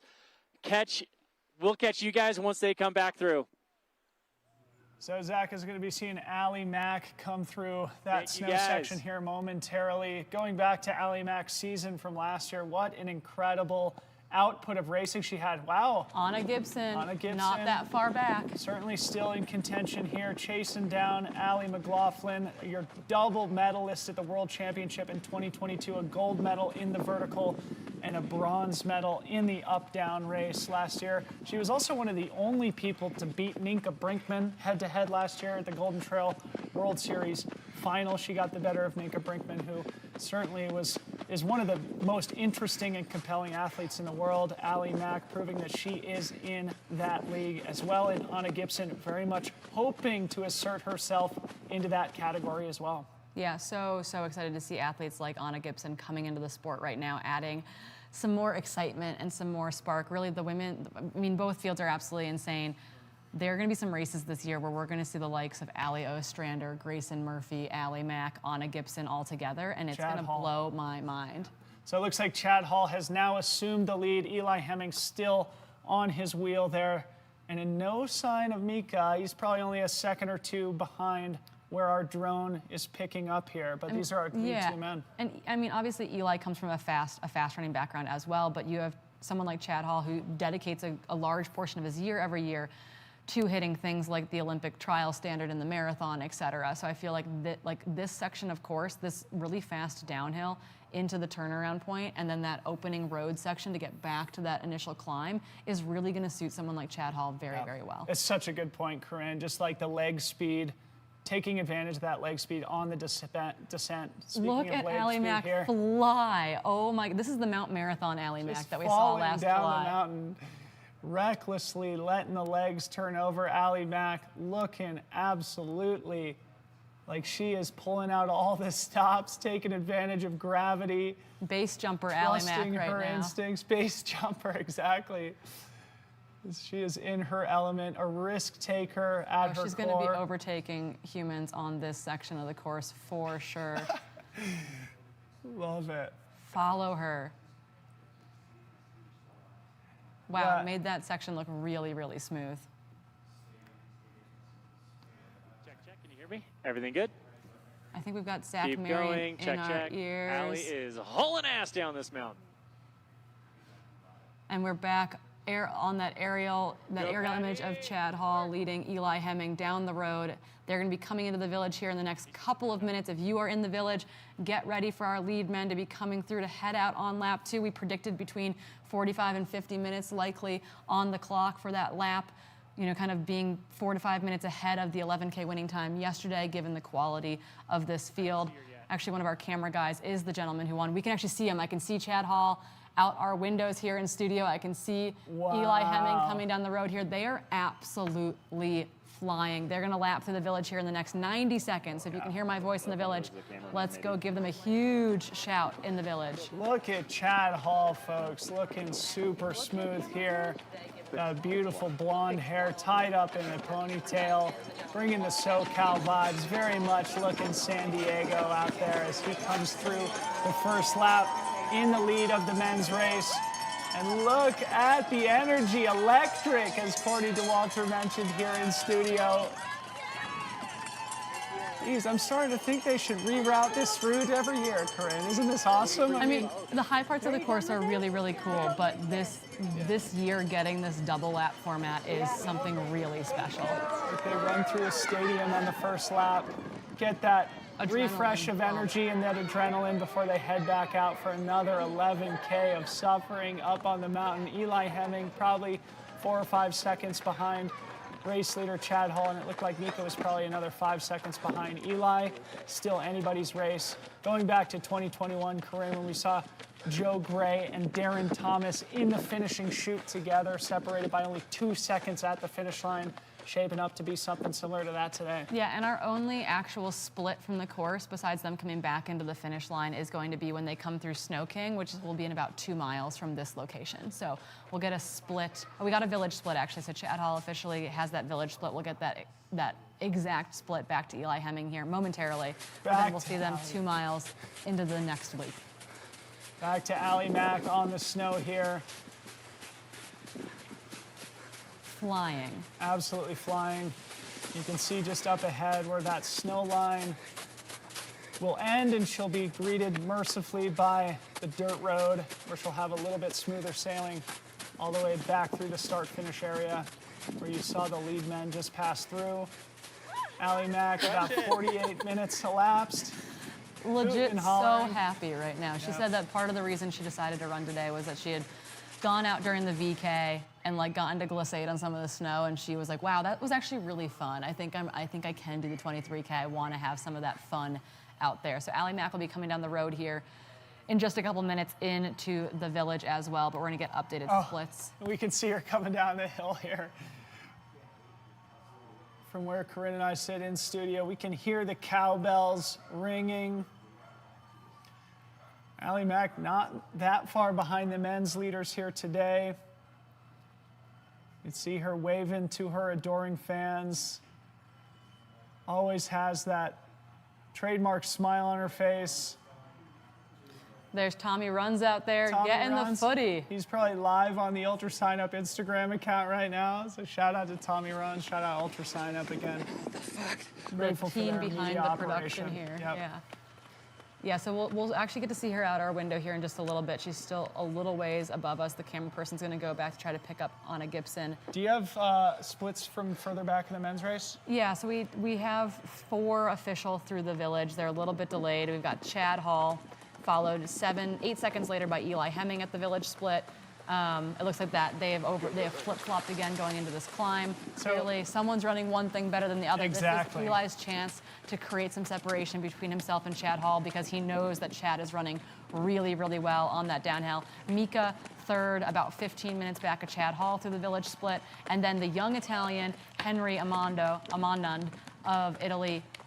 He's about 2 minutes behind Chad, and then Talon Hall, Seattle, Washington, young Brooks athlete, who I feel like really hasn't shown us his actual potential yet. Like, he's really, really talented, but hasn't hit a race. I think his capabilities came through as M5. He's only 4 seconds out of 4th right now. Amazing. So tight men's field, 2 minutes. In just a second, we're going to throw it up to David Callahan from Ultra Sign Up on the course. Before we do that, I just want to say, Corinne, to emphasize for the audience here, Eli Hemming very much needs to play his cards now. He knows that the uphill is his strength. He will know now that for Chad Hall, the downhill is Chad's strength. So if Eli wants to win this race, which he very much does after finishing 2nd place a million times seemingly in the 2022 season, he knows he's got to make his move here. Let's throw it up on the course to David Callahan.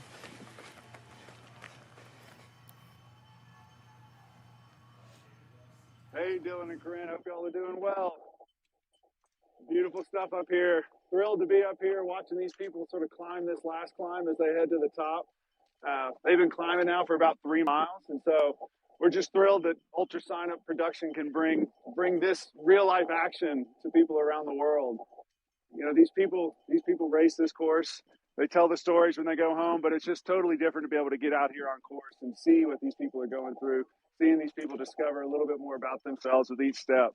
So we're just thrilled to be out here, loving, cheering everybody up this mountain. Smile, wave to mom, come on, smile. So we're just thrilled that Ultra Sign Up production team's done an amazing job on this day. So back to you, Dylan and Corinne. Thanks a lot. So that is David Callahan, one of the leaders of ultrasignup.com. Great guy. It's been awesome to get to know him over the last couple of years. He, his partner Jay, and the whole UltraSignup team are really doing great things for the sport and really taking that platform to new heights. It's always been the go-to resource for race registration, for race result database, and now getting into the media and broadcast game. It is so good for the sport. As we look now for women's race leader, Allie McLaughlin, who should be screaming through the village here momentarily in the lead before she heads out on the second lap. Yeah, she'll be down here momentarily.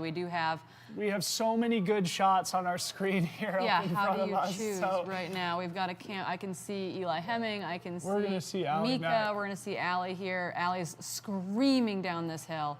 She's running so fast. So Allie Mack will likely make her way through lap 1 in just over 53 minutes, I would guess. Yeah, that puts her about 5 minutes or so behind, or I guess, yeah, a little bit more than that, probably 7 to 8 minutes or so behind the men's lap through there. Corinne and I can see Allie Mack coming through the window here from where we sit in studios. We cut back to Eli Hemming, your men's leader in the opening mile of the second lap, followed closely behind by Chad Hall from San Diego. It just occurred to me, actually, Liam, Aviation Fireball in the chat said that Chad Hall is also going over to Marathon du Mont Blanc. So I did not know that. Right. So excited to see Chad make that like truly international trail debut. Like that to me is very, very exciting. So exciting. I think we all feel, especially after last season, seeing what Chad Hall was able to do, getting excited to see him race on the international circuit as well. Looks like probably 7 to 10 second gap now separating Eli and Chad. Chad very much trying to hang on to the wheel of Eli Hemming, one of the best climbers in the world. It's so loud outside right now because Allie Mack is lapping through the village. Like it is deafening to our left-hand side. Just outside these windows, people are going berserk right now. And we've cut to Allie Mack coming through town here with a cameraman in tow. Looking super strong, and I think if you're Allie Mack, you have to feel pretty good about maintaining your lead at this point in the race. Obviously, we've mentioned it many times now, Allie Mack, one of the best pure uphillers in the world, so if she has a vulnerability, it is on the descent. So leaving the village here, going back into a very steep climb back up to the top of the KT22 summit, Allie Mack will likely be able to hold on to that lead given her pedigree as a pure climber, and it's all going to come down to whether or not she can hang on the descent. But Allie Mack looks like she's got a pretty healthy lead coming through the village on lap 1. We'll get an accurate split as soon as we can back to the rest of the women's lead pack that we know includes Anna Gibson, Tabor Hemming, Janelle Lynx, and others. Cutting back to Chad Hall here in the white top, the beautiful blonde man bun. I thought everyone had holes cut into the back of their shirts, and I realized it's just mud from the early part of the course. But yes, we do have our top. We can kind of run through our top 10 men coming through lap 1. Again, leading through there was Chad Hall, Eli Hemming, Mika Badone-Rousseau, Henry Amando, Talon Hall, Pat Parcell, Abraham Hernandez, the VK winner, Andre Roston, Raul Sanchez, and Zach Hanna were our top 10 men. They're separated by just about 3 minutes or so from 1st to 10th right now. So lots can happen in the second lap. I do think that we will see some movement in that men's field as they make their way up the second climb. It is really hard to turn it back on to climbing legs after you've just bombed a big descent. Yep. A little further back, Garrett Corcoran, one of the, I think, more interesting athletes in the sport right now. Just outside the top 10. Yeah, just outside the top 10, a little further back. Guys like Morgan Elliott, Patty O'Leary, Alex King, and Allie Mack sitting in 22nd overall through lap 1. And I imagine she's going to be moving up a little bit on lap 2 in that overall position. Yeah, so the 2 splits we get from course is Snow King, which is 2.1 miles into the loop, and then when they come to the finish line, let's see who we project to be behind Janelle Links there. We do think that behind Janelle Links, sitting probably in the 5th and 6th positions, are going to be the likes of Sarah Willett, who again was on the VK podium just on Friday morning, the athlete out of Great Britain. Carly Rempel's going to be in that mix. Rachel Mao is going to be in that mix. Gabrielle Ori, Anna Doobie, Chessa Adsett-Morris, Rachel Drake. We're kind of picturing those are going to be part of that 5th through 10th position in the women's field. So here's Mika still on Chad Hall's wheel. We've just received confirmation that there's less than 20 seconds separating our top 3 men. And Eli Hemming very much trying to put the hurtin' on these 2 guys, knowing that he needs to arrive at the top of KT 22 to give him a chance to hold off men with the leg speed of these 2 characters here in Mika and Chad Hall. Yeah, I think all 3 of these guys have immense leg speed. They all definitely have different skill sets. We did see Mika struggle, I think, on that downhill in the snow. Obviously, that is, if you're unfamiliar with it, it is really, really awkward. Zach Hanna moved back from, I think, 4th or 5th down to 10th in that section as well. It's really, really awkward to keep your footing, etc. But right now, yeah, you've got Eli Hemming doing his darndest to put as much time between him and these 2 men chasing him as possible. I do think, though, if Chad Hall can see Eli heading into that snow, it's going to be really, really tight. It's going to be a race. I do wonder if someone like Eli Hemming might take a little bit more risk than he did on lap 1 or something on the snow in lap 2. Unsure if it's tactic versus technique and ability, but it's going to be, the men's and women's races are going to be a battle to the finish line. I just saw Mika there trying to catch a glimpse down the mountain, down those switchbacks to see what his gap is back to 4th and 5th place, and all the super talented men that are certainly giving chase for podium contention here in the 2nd lap. Mika still looking strong here again. Likely living in the Bay Area still, a recent Stanford graduate from the reports that I heard. So again, curious to get more intel. Yeah. If you have more intel on Mika, besides his Stanford running pedigree, slide into the live chat on YouTube. Would love to hear more background on this guy in 3rd place position right now. And speaking of that too, and I'm sure Liam Tryon can help us out with this. I'm pretty sure Chad Hall ran like a 102, like a 62-second half marathon 62-minute half marathon earlier this year. So Chad Hall, again, the brother of the great Ryan Hall, great pedigree in his family. Insane leg speed, bringing it to the trails and the mountains. Yeah, and important to note, while someone like Eli Hemming does live at altitude, we know that Chad Hall does train at altitude quite a bit, and according to our Strava intel gathered by Aid Station Fireball, Mika here as well has been getting into the Sierra, getting up to altitude, while technically has been living at sea level in kind of the South Bay area, going to Stanford, he has regularly or routinely gotten up into the mountains a bit. So that is good. That's going to put him in a good place for, going 22K pace at altitude is like my worst nightmare. Absolutely. So, only worse than that would be VK pace. Yeah. While we wait to get the camera back on the lead women as they begin lap 2, we're going to throw it back down to the village to the great Courtney DeWalter. Ready. Jesse, what's getting that butter smoke going on? You know it. It's Pam smoke today, but... Hey guys, we're over here at Donner Party Mountain Runners making some Kodiak flapjacks for anyone and everyone. They're free. Come on over and grab some. I'm doing the very important work of taste testing these bad boys. Golden brown, hot and delicious, plenty of syrup to share. Woo-wee. Oh, sorry, that was rude. I love pancakes. I love them loaded with syrup. I think if I could choose between pancakes and waffles, I'm going pancakes all day, every day. Would you like some? I love waffles myself, but I love pancakes as well. We've got a couple comments coming in on the live stream. Oh boy. For you, Courtney. Do you think you could outrun a bear? Can I outrun a bear? I sure hope so. And if I can't, I hope I'm with someone who can't even worse. It's always just better be faster than the slowest person. That's what they say. Is there any race distance you think a bear would beat you in? Any race distance a bear could beat me in. Ooh, let's throw that to the live stream. Human versus bear. What do you think? Who's winning? I think I maybe could take a bear if we're going for 200 miles. I don't know. What do you guys think?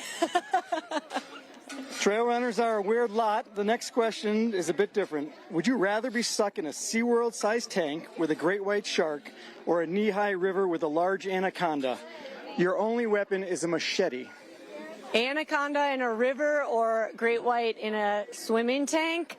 I'm going anaconda in the river so I can use my feet instead of having to doggy paddle my way around. I don't know though, that's a tough one. I'd love to hear your answers in the live stream for that as well. Got anything coming for Dylan and Corinne? Dylan and Corinne, we're bringing you some hot, tasty flapjacks. I hope you like syrup because I'm making them the way I like them.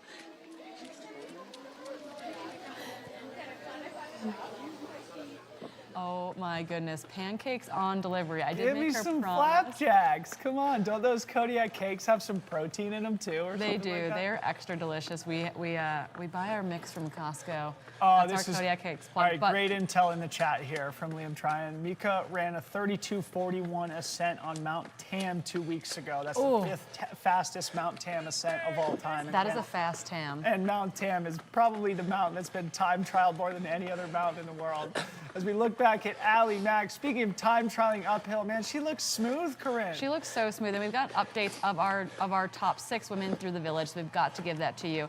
So Allie's got actually a pretty big gap. She's got about 90 seconds or so over Anna Gibson in second. Tabor Hemming in third, about 45 seconds behind Anna. Janelle Lynx is only about 12 seconds, though, behind Tabor Hemming. So Tabor and Janelle are super close together.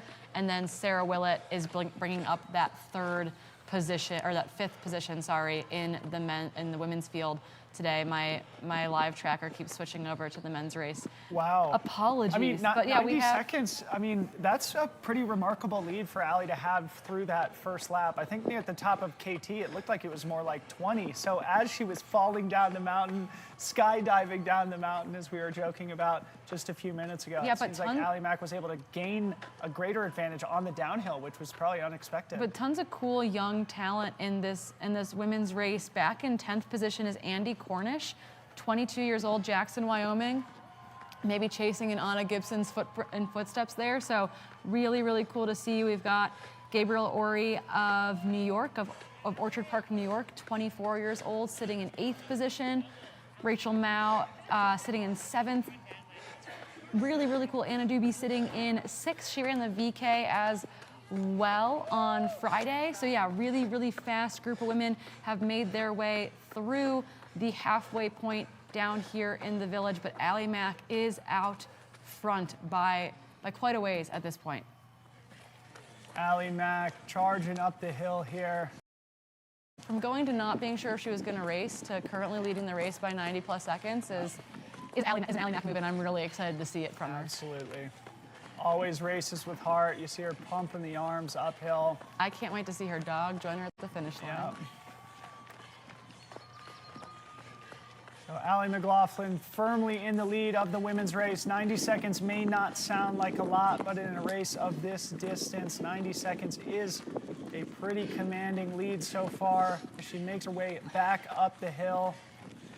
And to me, Corinne, it is surprising to see somebody like Allie McLaughlin with the skill set that, at least, from my perception, is very much as a pure uphill athlete. I mean, obviously she's great at the downhill, but to gain an advantage over somebody like Anna Gibson on the descent. Which I think was our question going into Mount Marathon last year, where we're like, we know Allie can charge this uphill. How is she going to do compared to the Alaskans, compared to the Nordic skiers who have trained on this mountain, who have done this race before? That was my big question. Unfazed. Didn't matter. Broke the course record at Mount Marathon. Over the likes, of Emily Forsberg, Allie Ostrander, etc. So true. What a great point, too. Thanks for reminding me about that. I think, maybe the more technical, the scarier the descent is, the better it is for Allie as a daredevil, as a skydiver, as a base jumper, and all the other adrenaline sports that Allie takes part in. I know she's like a dirt biker and things like that too. So Allie Yeah. McLaughlin, a great character in the She was paragliding in Innsbruck. She's going to paraglide, I think, when she's over for OCC, UTMB week come the end of August. I heard she had some plans to base jump off a bridge in the area. You know, she's a busy gal. Yeah, unbelievable. But yeah, she is making this uphill look like it is nothing right now.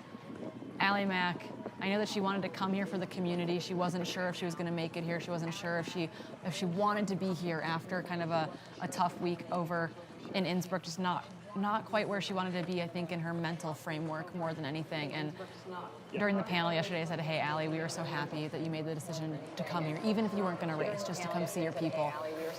And clearly, she's doing just fine. Yeah.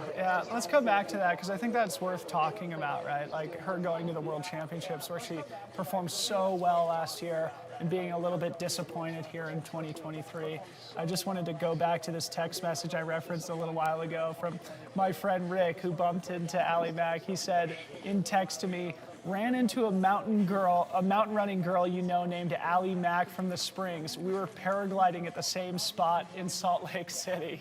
So one of those small world moments where a friend of mine bumped into Allie Mack as they were both paragliding in Salt Lake City, Utah. Really awesome person, awesome character, and obviously a really awesome athlete, Allie Mack from Colorado Springs. Yeah, someone said Mack Attack, one of my favorite runners. So nice in person. That is true. She is. I was talking to someone yesterday and they said one of the things I love about Allie Mack is that you get the exact same Allie Mack no matter what situation you're in. Like she is just authentically her, and I think that rings true. I think we see it in her running. I think we see it in her personality and how she presents herself in the community with her friends and with other people in the public eye. So Allie Mack currently running away from the women's field. It does seem that Anna Gibson has survived the downhill, in which she was a little bit nervous of, holding her own with trail, more trail experience. Eli's got a gap now, folks. He is very much pressing the gas pedal here, making his way back up to the top of KT22. I would speculate we'll try and get an accurate split here, but probably 20 to 30 seconds on Chad Hall here on the second climb. Eli Hemming very much playing his cards now, knowing that this is his shot to take the victory here today in the 23K. Again, Eli Hemming, the young, great former triathlete from Boulder, Colorado. His wife Tabor also in contention for podium position here in the women's race, as they both use this as a warm-up for the Mont Blanc Marathon next weekend in Chamonix. Yeah, and hopefully this snow, this downhill prep makes them both feel extra confident going into Mount Marathon, which will take place just about a week after the Mont Blanc Marathon. So quite the triple, those 3 back-to-back race weekends that they're about to embark on. Really love getting to follow their story.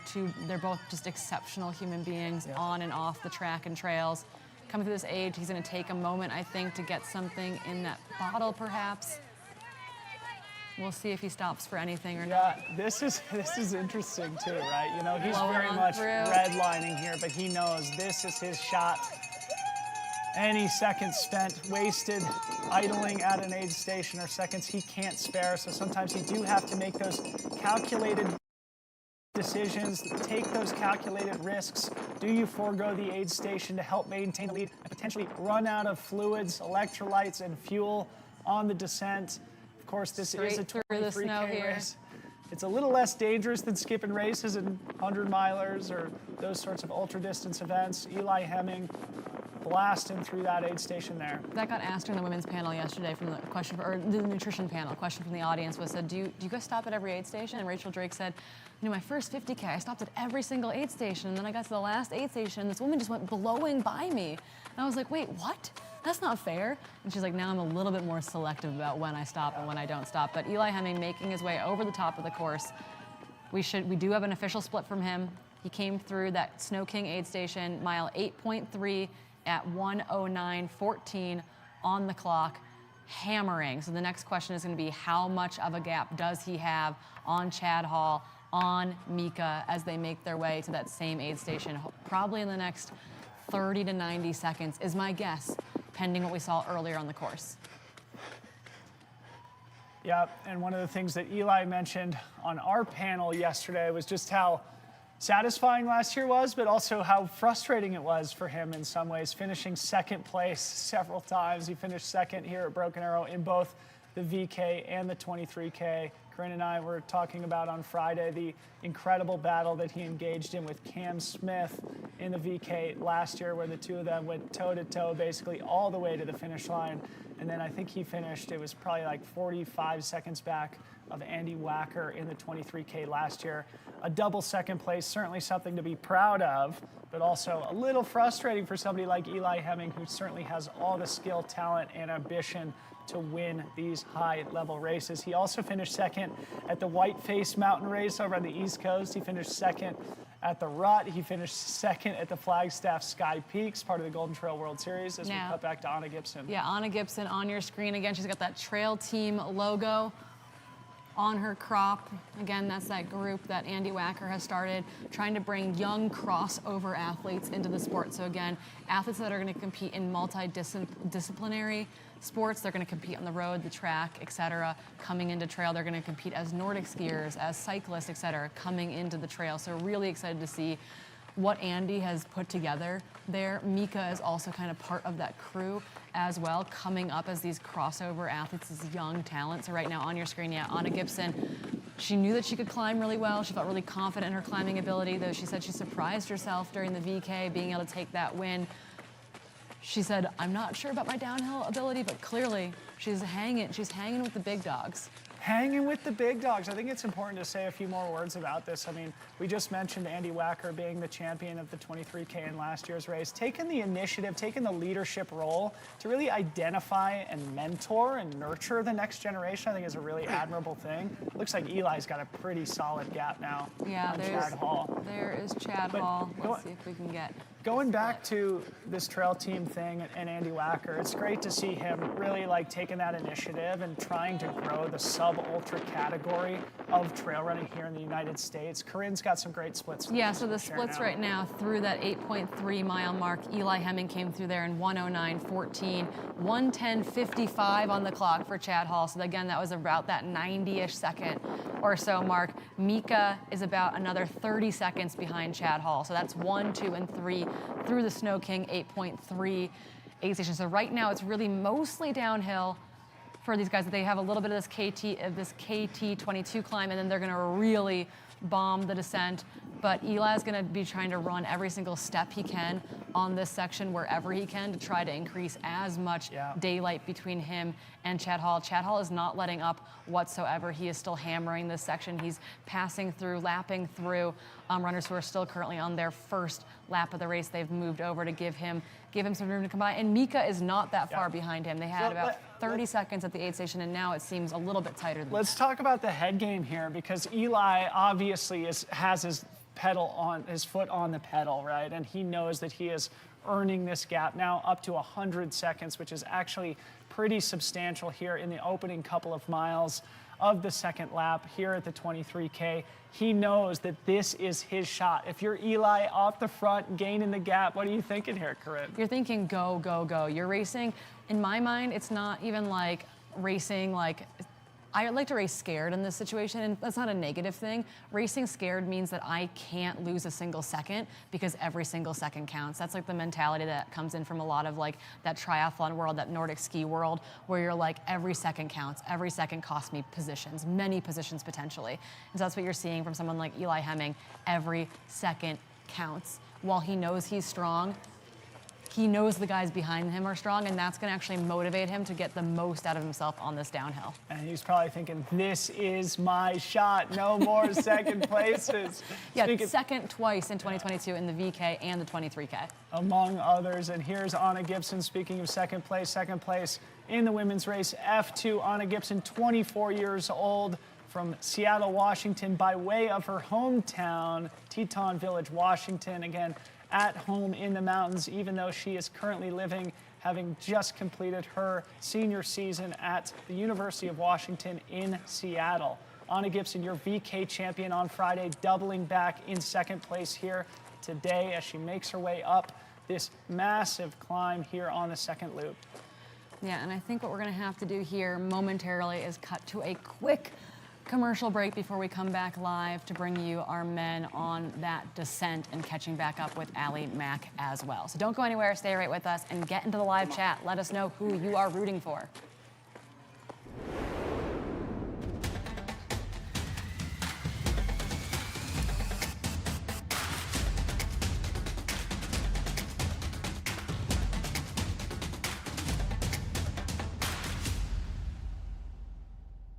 Escape to a place where you can truly connect with nature, where crystal blue waters meet towering mountains, and picturesque landscapes make every season the perfect playground for world-class adventure.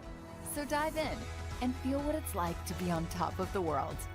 Join us in preserving the natural beauty and take the Traveler Responsibility Pledge.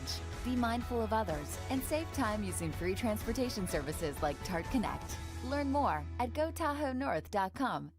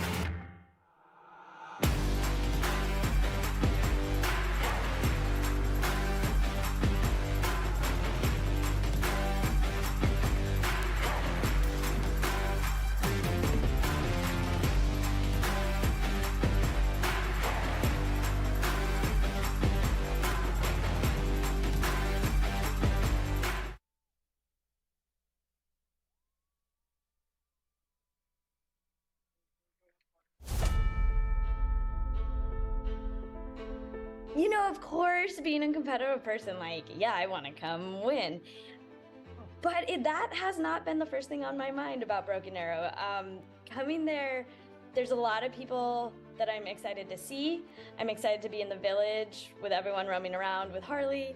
Love the mountains in that area. I'm just coming back from an injury, which means a couple things. It means I need to be patient. I think it's, for me, definitely like a bucket list race that I want on my resume. Because the vertical suits me more, that'll be the one I'll be looking to probably do better in. But the mindset doesn't change for the 23K, because I think, you know, there's World Cup points available, and, you know, there's a good opportunity here for me to show what I can do on the US circuit against the best in the US. My motivation for being out there this year is just to see what I can do, enjoy the course, enjoy being in a different place, and to have an opportunity to run with some of the best runners in the world. Yeah, try to win. Go out hard in the VK. You know, some people might hold back or what say you, but I mean, if I'm in contention, I'm gonna push hard. So I've been dealing with Achilles pain for a lot of years. So I ended up getting surgery for that over the winter. One, you need to be slow. You need to make sure you're really strong. I've been in the weight room a lot to get ready for races and doing a lot of things just to rehab, but also to be extra strong. I think it caters well to my strengths because there are parts that you can run pretty quickly. What really helps me at the Broken Arrow course is that after you get to the top, it's pretty much all downhill. I really don't change my training for trail running from the road stuff. The goal is just to get as fast and as fit as I can, and then I can put it on whatever surface I want to. This last spring, I learned to paraglide and base jump. In turn, like now when I'm at a starting line, it's not quite as scary for me. Even in my last race, I remember thinking before the downhill, I don't know, base jumping came in my head, and I just like kind of like grabbed for my pilot chute. It's all mental, really. My weaknesses can be to take it out a little bit strong. I think I might, I'm gonna bring a few pair of shoes. It depends on how much snow there is. But I might put some spikes in the bottom of my shoes. We'll see. Honestly, I think Broken Arrow is a pretty decent race for my strengths. lots of climbing, love the climbing, and the downhill is fast. And I think going back to the triathlon days when I was running on the road so much, you need that leg speed. I hope to accomplish that. I'll come back to Ireland here with World Cup points on the board, be able to say that I have travelled out to America to compete in Broken Arrow. There's not too many Irish runners can say that, so it's definitely going to light a fuel for the fire that it won't be the last time I visit.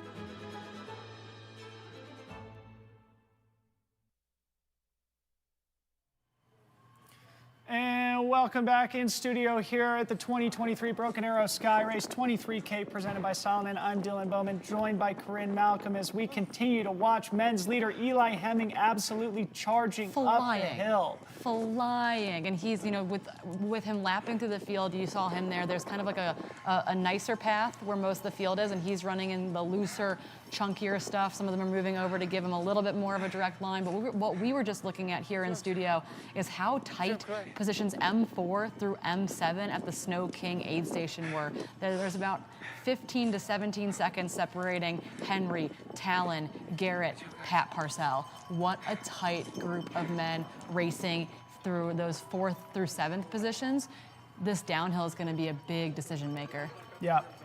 And one of the things you and I were just talking about is Garrett Corcoran. He was 11th coming through the first lap, now making his way up into 6th. He very much views himself as a great uphill runner as well. So we talked about on our panel yesterday ahead of today's race. Garrett Corcoran, again, the top American in the short trail world championship in Innsbruck last weekend, where he finished 14th place, currently sitting in 6th. Let's see if he can continue to move through the field. Yep, Allie Mack as well has also moved up a couple positions from the bottom. She came through the bottom in 22nd overall. She's currently up into 19th overall, making her way through that Snow King aid station at mile 8.3 in 1:20:48 on the clock. So she just came through there all about 2 minutes ago and changed. So the question is, where is Anna Gibson? Because it looks like right now that lead has extended at the front of the women's field. Also noticeably absent is Andrea Rostin, our men's VK winner from Italy, who really impressed both Corinne and I and all of our viewing audience on Friday when he won that vertical race convincingly in very impressive fashion. I was expecting him to be one of our favorites, one of our contenders here today. He is outside the top 20. Yeah, as well as like Liam Myro as well, who I don't know what happened on the first lap. I'm not sure what's going on out there, but yeah, another guy that was just 13th or 14th at Worlds in the Classic Up-Down, who we do know is fast on the road. Late decision to come race this event, not sure what's going on, but yeah, him as well, way, way back in the field. Eli Hemming absolutely motoring. You can see the effort on his face now. Getting his shoes wet, having to make those moves.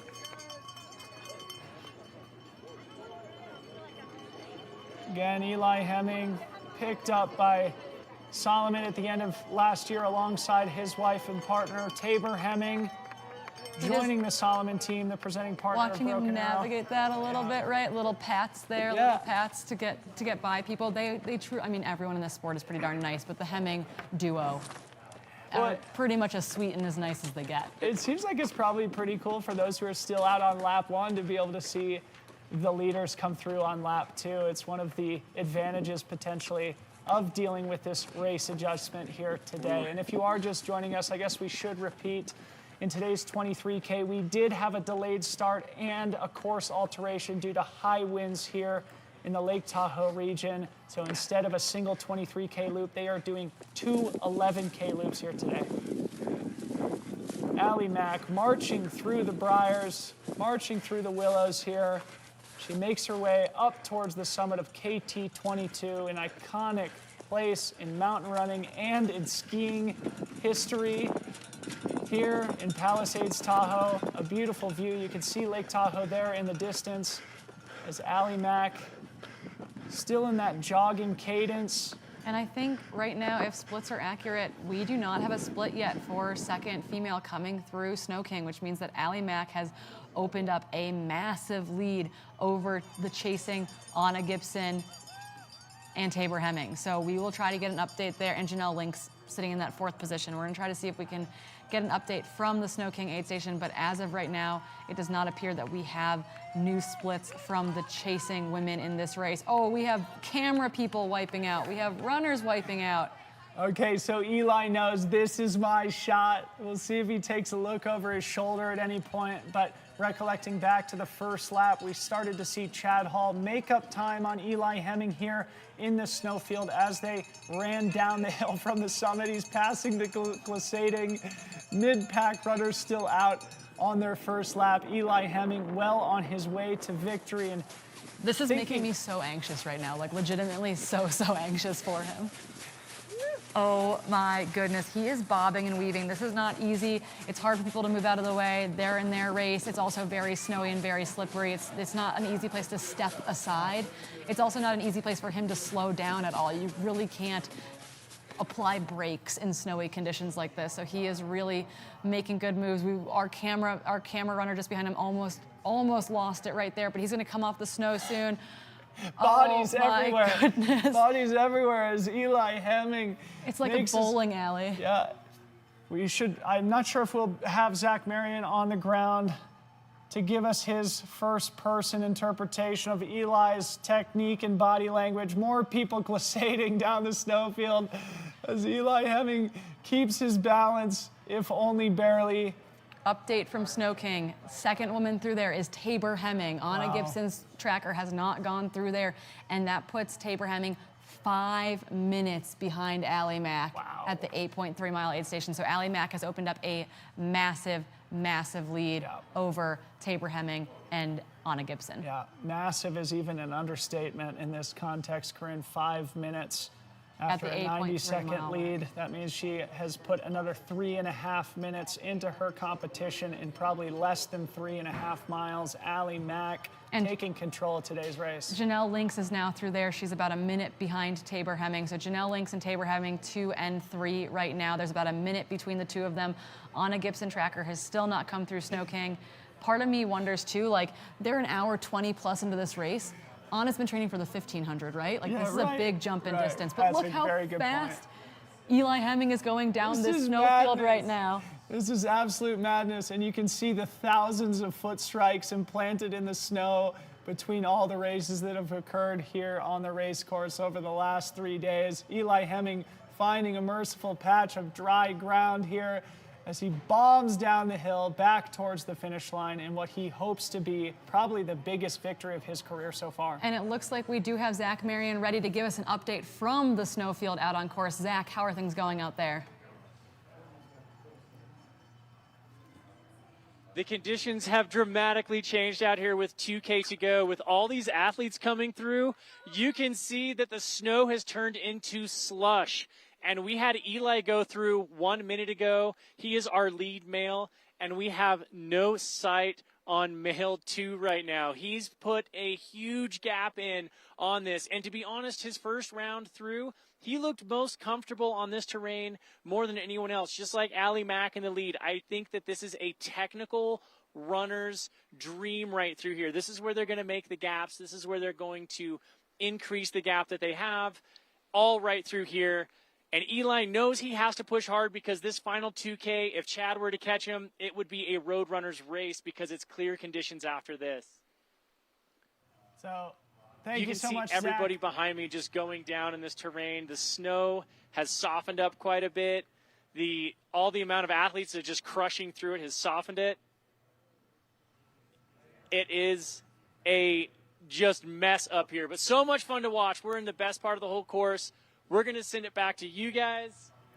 We're going to keep eyes out to see if we can get male 2 and F1. Unbelievable, Corinne. Thanks so much to Zach. Eli Hemming very much in control of today's race. It would take a miracle at this point for Chad Hall to make up that ground. Yeah, I think Eli knew if he got to the snow with enough lead and was able to make it into that downhill and make it to the road in particular, that he was going to be clear of Chad Hall, and that is exactly what has happened here today. I did get an update from Bridget. Liam rolled his ankle in the first lap, so I think he is retired from the race today, which is a bummer. That's what I was worried about when I didn't see him lap through. So Right now, we got this beautiful aerial footage of M1. This is Eli Hemming in that red Solomon kit, making his way down through all these other runners that are lapping through on their event too. And I love, I mean, out and backs and looped courses, some people hate them because it's like, oh, it's redundant. But I love it because you get to see everyone, both as a front of the packer and a mid or back of the packer. It's kind of nice that everyone is like still within the same zone, cheering each other on, getting to witness each other experience the day. We do have some footage up higher on the course of Chad making his way. Yeah, we could cut to camera 8 and just show Chad real quick before we see Eli's finish. Chad also looking like he is flying down the mountain. Yeah, so if we can get to cam 8, there we go. Chad Hall again, a 61 or 62 minute half marathoner. This might be Jeff Stern chasing. He was camera 8 during the VK, so this might be Jeff Stern keeping up with the likes of Chad Hall through that snow, making it look easy out there. Unbelievable. Man, Chad Hall has one of those strides where you can just tell the dude can move on flat ground. Looking over his shoulder though, he's looking for Mika, wondering if he's safe as he hits the type of terrain that he probably feels most comfortable on. That is non-technical, smooth dirt road running with a slightly downhill trajectory as they make their way back down here to Olympic Valley, to the village. Eli catching a glimpse over his shoulder. It sounds like from out on course, it is possible that Anna's tracker just didn't pick up at Snow King and that she is still in second, but about 3.5 minutes behind Allie Mack. And we are going to get a glimpse of Eli Hemming through the window here any second. Eli Hemming in the bright red Solomon jersey. Second place here in the VK and the 23K last year. Not racing the VK this year and taking home the biggest victory of his career, a championship here in the 23K at the 2023 Broken Arrow. Yeah, really, really impressive running for him. I think he and Tabor stepping out of the VK allowed them to focus on this and focus on the triple that is coming up. He's not quite to the corner that we'll be able to see out our window here in studio. But again, want to also reiterate, we do believe that Anna Gibson's tracker just didn't pick up at Snow King and that she is in fact in second, which would make it Allie Mack 3.5 minutes later, Anna Gibson. There he is. 2 minutes behind her, Holy smokes. Tabor Hemming. So 1, 2, 3, Allie, Anna, Tabor. But yeah, we just saw him fly by our window here. He is moving. I want to see his Strava file after this. Yes, can't wait to put that in the chat. We could all look at it together. And I guess we should mention too that we are going to get our champions here in studio with us. So don't go anywhere. Once the race is over here today, we will try and get Eli Hemming. Once he's had a minute to take a breath of fresh air and drink a little bit of water, we'll try and get him in studio for a little interview. But Eli Hemming, an absolutely impressive performance here at Palisades Tahoe, the 2023 Broken Arrow Skyrace champion. Here he comes.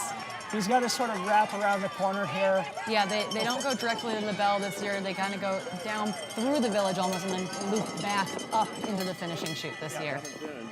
But he's going to ring Das Bell. Ring Das Bell. No more second places for Boulder, Colorado's Eli Hemming, the triathlete turned trail superstar, taking home a proud victory here today. Big congrats to Eli Hemming. What an awesome, awesome race. Just taking control on lap 2, huh, Corinne? Just hit the gas on that second uphill and just motor all the way to the finish line. Here he comes. So again, last year's men's champion, Andy Wacker, finishing in 1 hour, 50 minutes. It's going to be under 1:35. Totally different course, but crazy, crazy fast. Ring Das Bell, young man. Nice work, Eli Hemming. No longer second place for you. What a stud. What a crazy, impressive athlete he is. We're going to ask him about that molecule tattoo on his arm when he comes into the studio. Yeah, one of the things we were talking about on the panel yesterday, again, it's just like, you know, he's been an endurance athlete his whole life. He said that his parents started a triathlon club in his hometown in, I think, sort of rural Colorado. And so he sort of grew up in a multi-sport, endurance sport family. He's been doing it for as long as he can remember, transitioning from a pro triathlon We've got career. Chad Hall coming down the road. If we can get a split screen, I think we've got cameras maybe chasing Chad as he approaches the village. I can just see Chad's blue shorts through the windows here as he makes his way down the final stretch of road into the village here. Chad Hall is going to be your second place male in the 2023 Broken Arrow 23K this weekend. It'll be interesting to see the final split here coming through the first lap together. If Eli was able to do that second 6 mile lap a couple minutes faster, that's pretty wild stuff.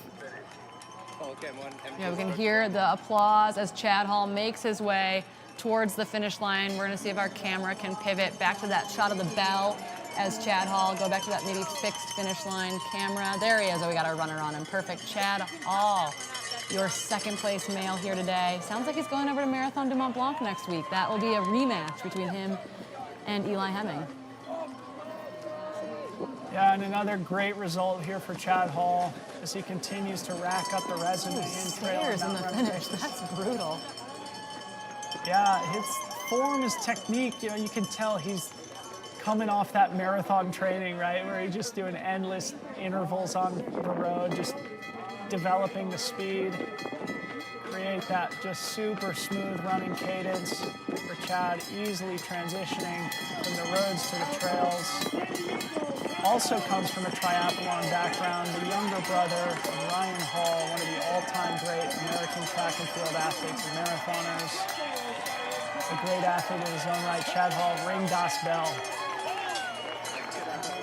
Nice work, guys. It's like probably 2.5 minutes. Yeah, no, that was sizable. We can get an official split here in 1 second. Yeah, they got Anna Gibson's tracker to read actually at the top now, so it's official. It's about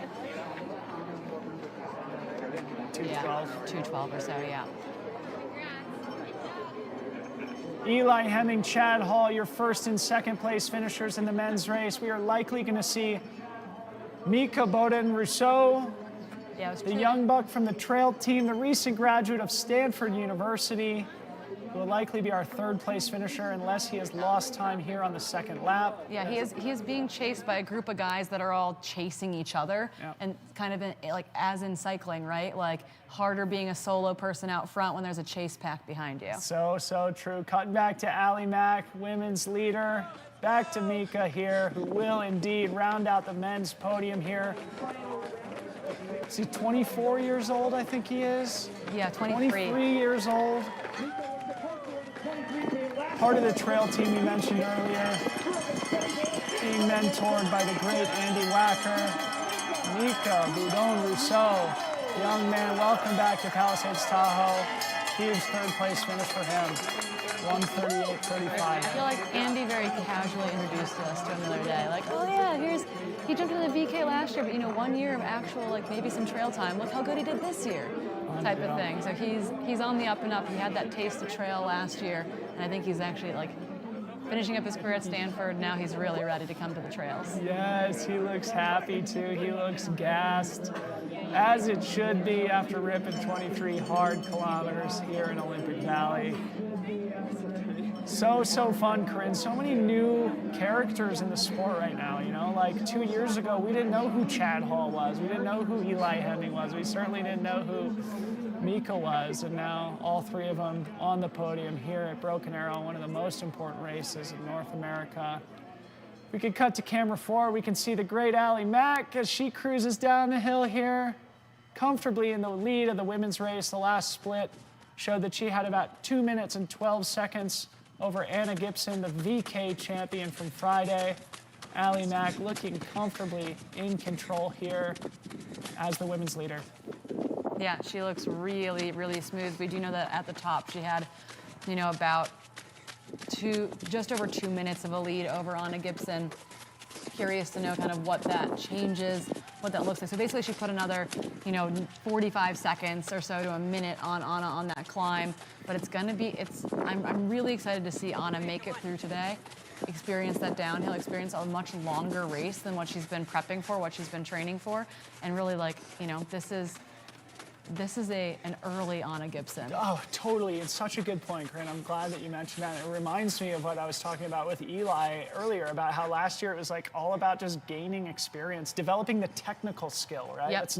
It's not the talent. It's not like the work ethic. It's like of you've the never training. eaten during a race Right. before. Oh, I had to carry a water bottle. Oopsies, right? Like that is a thing that it's like if you've never experienced that before, it's a weird lesson to learn. Back at the finish line, looks like we have a couple more guys who have come in. Go, runner. No. I think that might have been Talon Hall in the black. kit. Oh, Ali Mack goes down. Good recovery. There's Henri Hermon,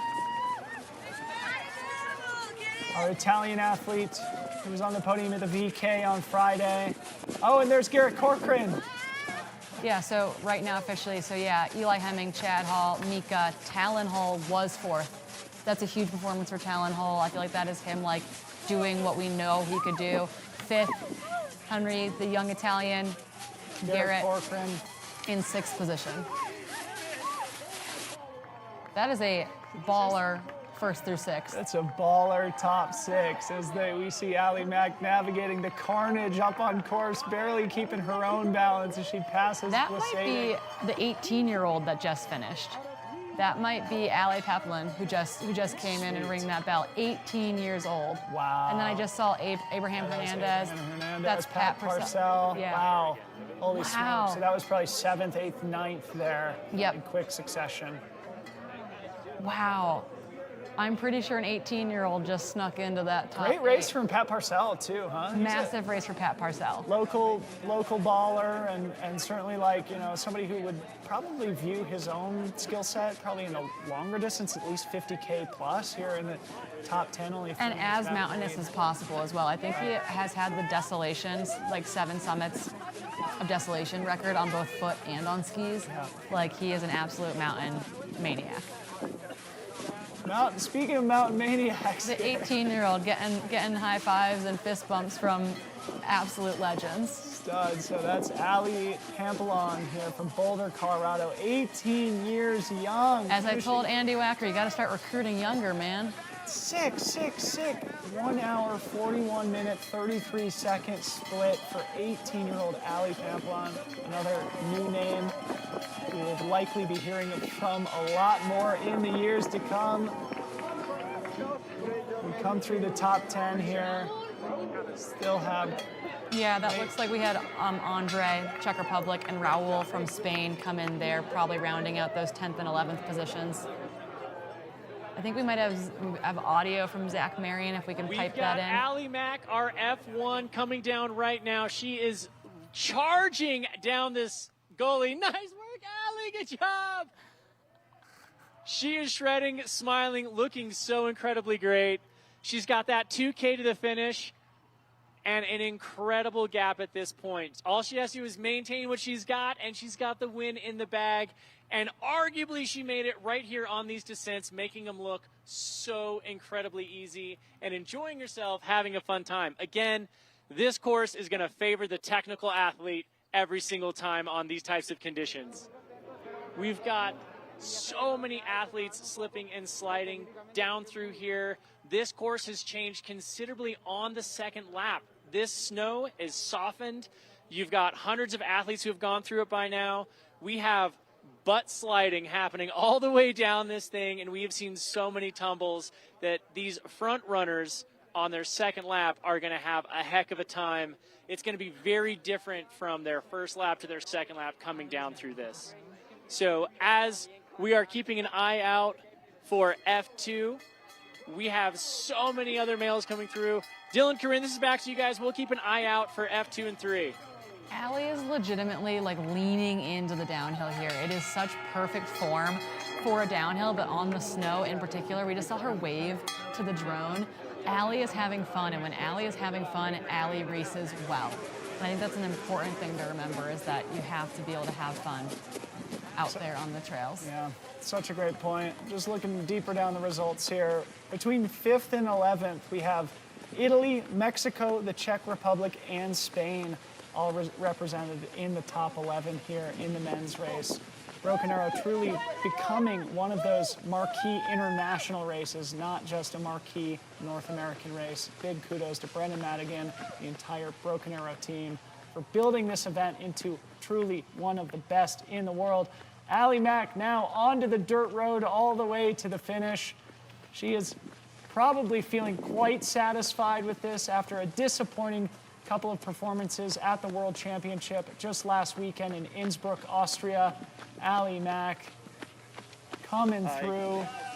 I just want to point out that the 18-year-old and Pat Parcell, Pat's twice his age, right? Like you've got 18 and 37 all in the same top 10 group. Like this sport is so cool. How great is that? Huge performances. Really, really cool to see.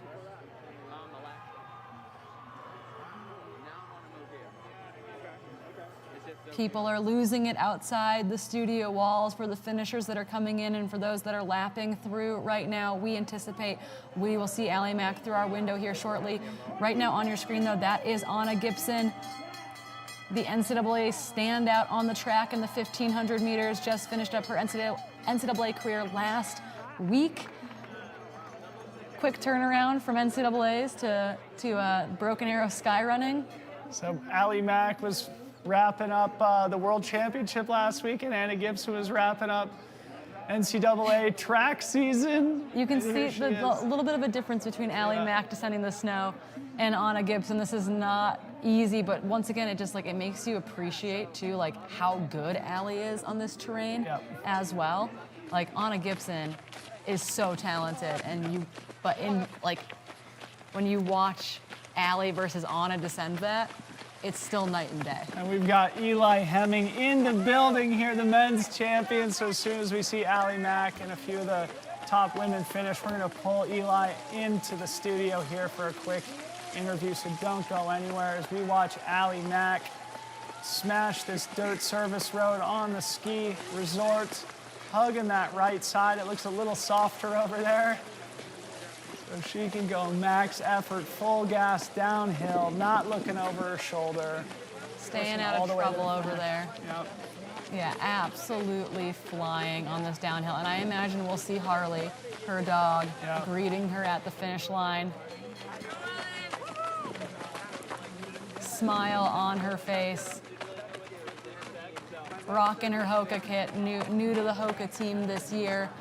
So last year, Allie Mack was just about 2 minutes behind Sophia Lockley, who's the 2022 23K champion.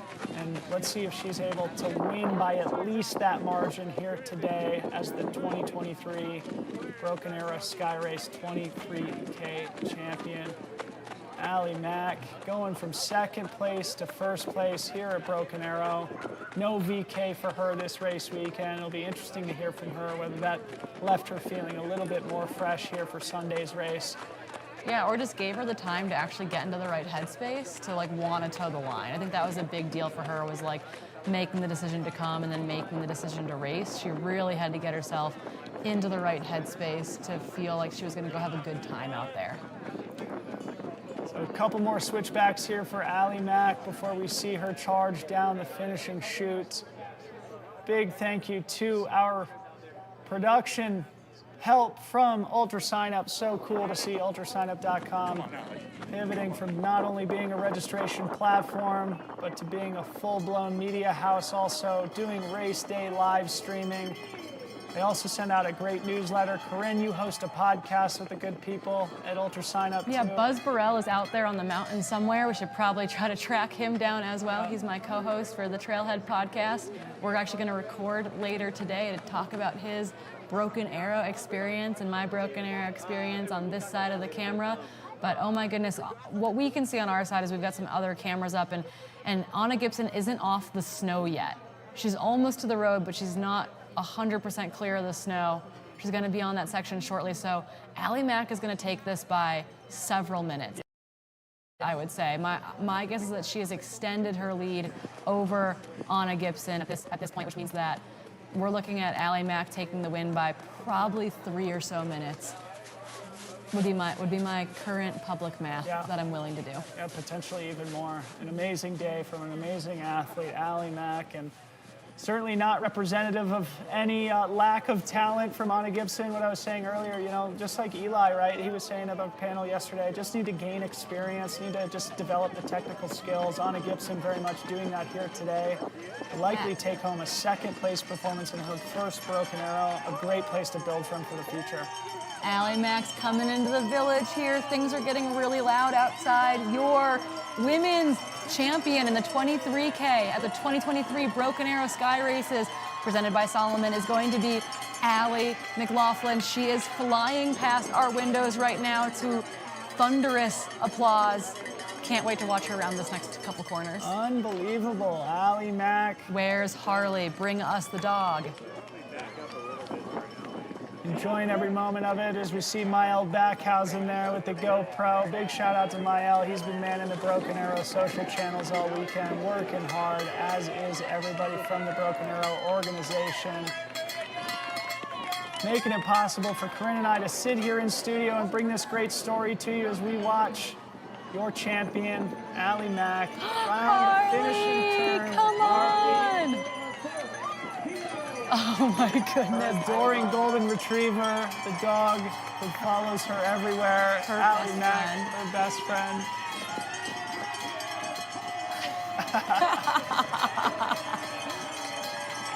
Yeah, all the good feelings here. Ringing the bell, Allie Mack, your 2023 champion. Oh my goodness. This is what joy and happiness looks like. Getting hugs from Ethan Veniclaus and Nancy Hobbs.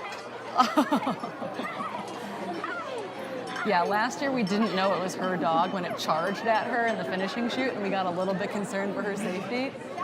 Thought some spectator had let their rogue animal attack the second place runner that year, Allie McLaughlin, as she was coming down the finishing stretch, and the chat was like, no, that's her dog. I was like, oh, I feel stupid now. Yeah, we're like, oop, right, missed the puppy. And I just want to say what a great vibe it is down there in the village. If you are anywhere close to Olympic Valley right now, you should come down and enjoy this vibe here at the finish line of the 23K, wrapping up an amazing weekend of racing here at Broken Arrow. Yeah, and we do know that Anna Gibson is on the road. She is making her way down the fast service road towards the finish line. We've got our follow cam on her as well. This is a long race for Anna Gibson. I think she had to feel a little bit better that it was becoming a two-lap race, maybe, that she'd get to see the snow before she descended it for a second time. I'd be curious to know how she felt about stepping up in distance this weekend. And then Tabor Hemming is also on the road. Wow. So F2 and F3 I don't think are all that far apart. So we're going to have a race to the finish line between Anna Gibson and Tabor Hemming. I don't know if Tabor can see We could have Anna. a double Hemming podium here today, folks. It's going to be a good part of the storyline here in today's race. We'll see if Tabor has enough real estate to reel Anna Gibson back in. Again, Anna Gibson, your VK champion on Friday, doubling back to secure what could be a second place finish here for her. And you think this is the longest race of her career at this point? I think it is likely the longest race of the career. We're watching in studio, just so people know, we're watching Eli watch Tabor behind the scenes right now. This has to feel pretty special as he watches Tabor. We'll get a sense of how his nerves are here after Tabor finishes. Eli, are you upset that you're not at the finish line right now? Do you want to go hug Tabor? Okay. Just checking. Don't want to rob you of that opportunity. So just to remind our audience here, the Hemming duo is going to be traveling over to Europe to represent the United States of America at one of Europe's biggest and most important mountain races, the Mont Blanc Marathon, which takes place in Chamonix every year. It's going to be great to see them double back off today's awesome podium performances to see how they perform against the world's best on the Golden Trail World Series. I love this picture-in-picture. We get to see Allie Mack celebrate the victory as we see Anna Gibson and Tabor Hemming engaged in a battle for the podium. Anna Gibson with those swaggy pink sunglasses. Moving quickly. She's a 1,500-meter specialist on the track. Yeah, so I think her PR college PR is 4:12. We're in a 4:19 at NCAA's. last week. She's going to be at USA's in Eugene just after, I think it's the first week of July, in Eugene, Oregon, at the other great running destination on this side of the country, down at Hayward Field. So we are now almost 4 minutes to lapse since Allie McLaughlin finished as the champion. So she also, just like Eli, extended her lead significantly here on the second lap. It'd be great to get Allie Mack in the studio also here in just a little while.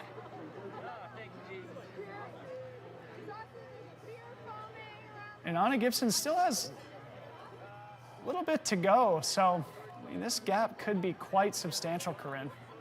Yeah, no, I think it's really opened up a lot. I mean, we got to, once again, that's Janelle. Yeah, okay. We also, I mean, we got to watch both Allie Mack and Anna Gibson on that snow, and Allie running on that snow. We did watch her take a tumble, but Allie running on that snow is as if she's running on a normal road surface. I think a lot of the other athletes out there definitely struggled more so that are in that top 5 right now. But Janelle Lynx looks really good on this road section as well. They are all bombing their way down this hill to get to the finish line. Anna's almost to the finish line here. She's going to wrap her way through the village and then come down into the finishing chute to ring Das Bell. So impressed with Anna.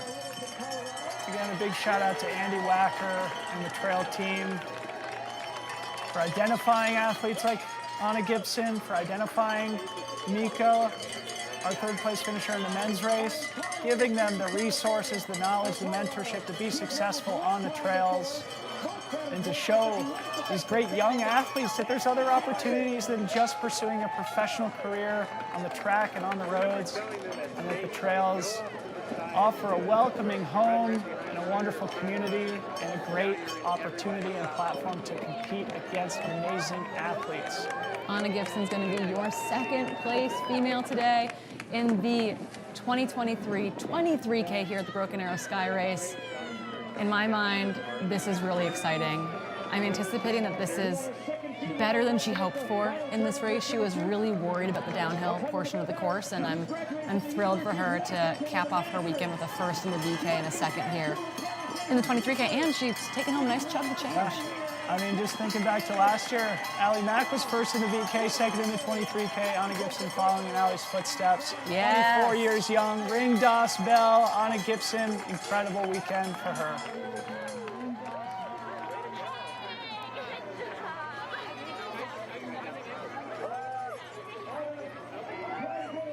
The trademark hands on knees, catch your breath, post-race pose.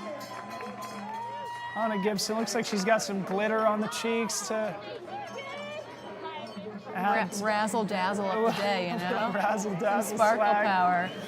We see Sparkle Watts like Kate Courtney in the Great Mountain. Tabor Hemming is rounding her way through the village. She's making her way through the zigzags right now. She's going to be at the finish line in all of about probably 30 seconds or so. Awesome run from Tabor here also. Kicking off her triple, taking this experience over to Europe to the Mont Blanc Marathon just next weekend. So excited to watch the Hemmings take on Europe before going to Mount Marathon. That is a nice tight podium between second and third there. Nice work, Tabor.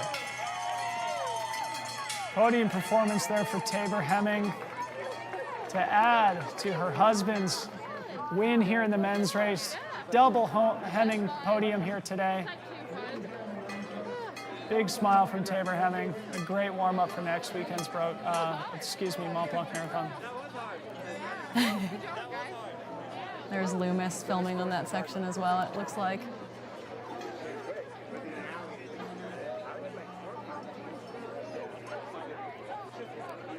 And Janelle Lynx shouldn't be that far behind. She'll be our fourth place female to make her way in to the finish line here.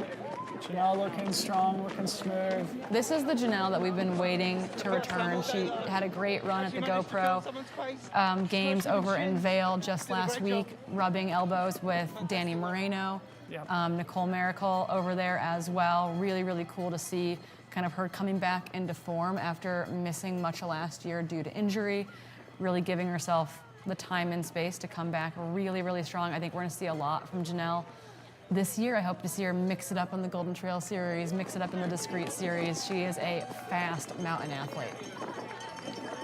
And I found out the other day that she lives in her Subaru and is a gardener by trade. She works a very physical job, gardening all spring, summer, and fall, and steamboat. Yeah, what a great character, what a great storyline. One of the great things about trail running is that you do have just really interesting people who take part in the sport as well. We talked at length about Allie Mack being sort of a daredevil, stunt artist, skydiver, dirt biker, base jumper. Now Janelle Link's a gardener, someone who deeply cares about the environment, lives by her values, and also is not afraid to pin a bib on and go full gas against the world's best. Janelle Link's your 2021 champion here, taking home a proud 4th place performance against a deep international world-class field at the 2023 Broken Arrow Skyrace 23K. The home stretch here for Janelle Link's. Yep, and who we imagine is going to be chasing her, right? We've got Sarah Willett, Anna Doobie, Sarah Gull, Rachel Mao, Andy Cornish, Gabriel Ori, Laurel Moyer, and Chessa Adset Morris are going to be in those 5 through about 12 positions chasing down this final descent. Taking an immediate seat there for Janelle. Catch your breath, have a sip. You earned it. Double thumbs up. The young guns that were out there. Mixing it up with all the legends.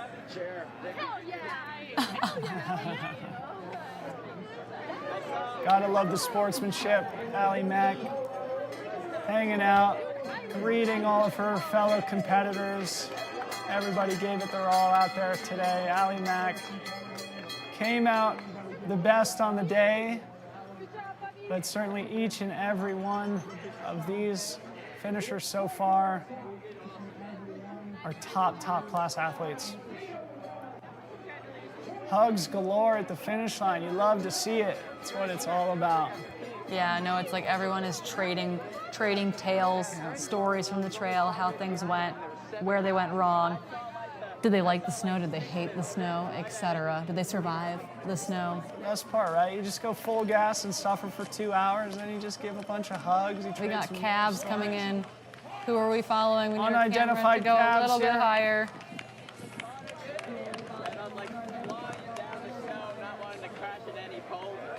Let's see, who do we have coming in? I believe it is our 5th place female. Sarah Lewitt, we believe, representing Great Britain, just came back from Worlds in Innsbruck last week. Also had a great race in the VK on Friday.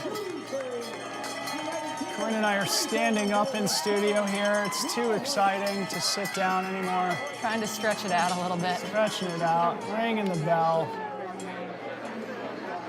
5th place finisher. I think that's Sarah Willett. Yeah, Sarah Willett from the UK. Our first international finisher here in the women's 23K. A solid 5th place performance for her. She was 3rd in the VK, I think? She was 3rd in the VK, yeah. She finished just behind Jade. It was like really tight between her and Jade, making it up the final pitches of the VK. But yeah, coming off of Worlds where I think she did both the VK and the Classic up-down. Big smile from Sarah. Yeah, super excited to see her come over here and mix it up with these women. Hopefully she liked the snow out there. Enjoyed the course. I do think that we're going to get mostly good reviews from the course reroute today, which is exciting. It was a hard last-minute decision. I mean, I gotta say, I really enjoyed it. Yeah, personally.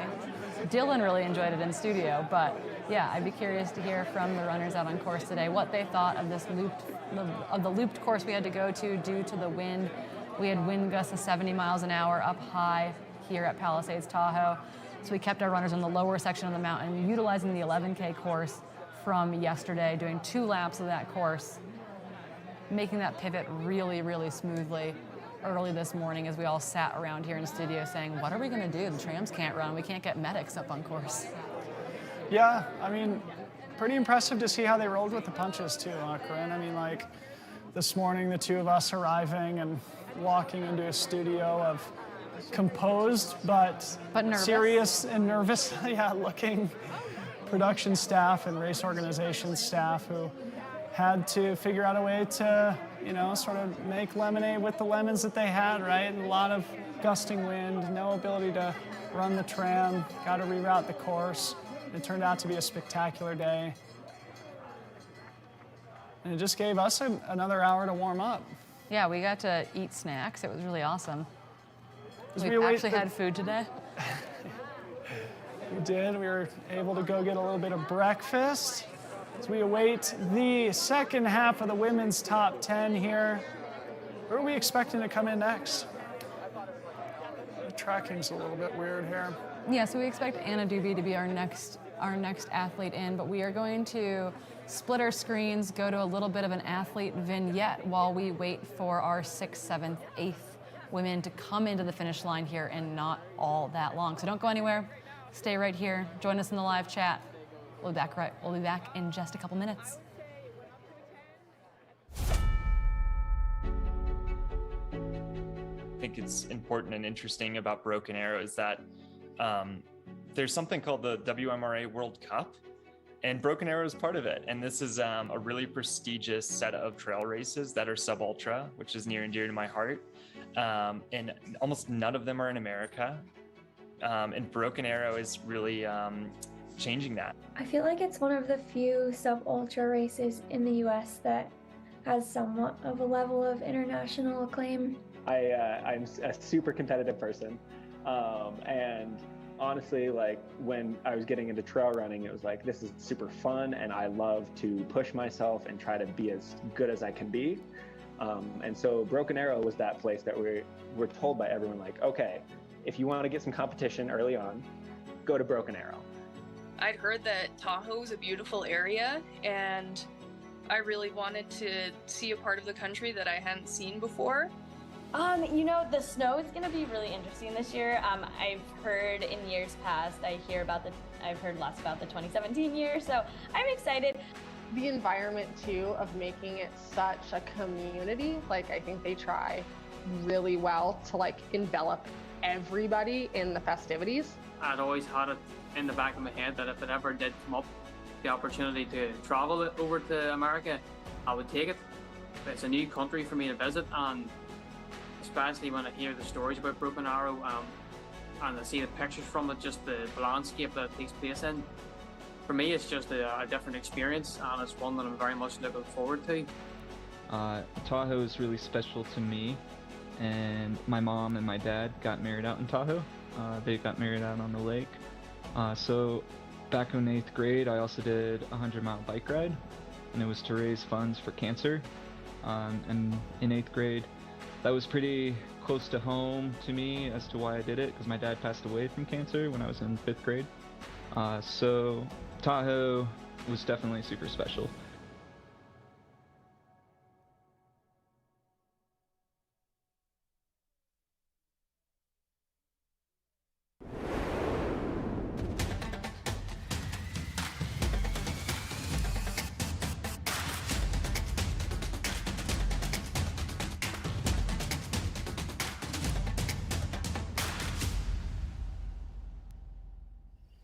You don't get a fire in your belly with a cold breakfast.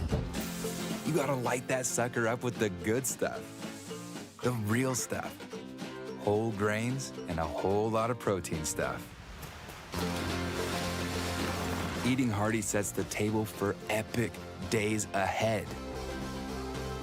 Dig in and you'll see. It's wild what you and a real breakfast can do.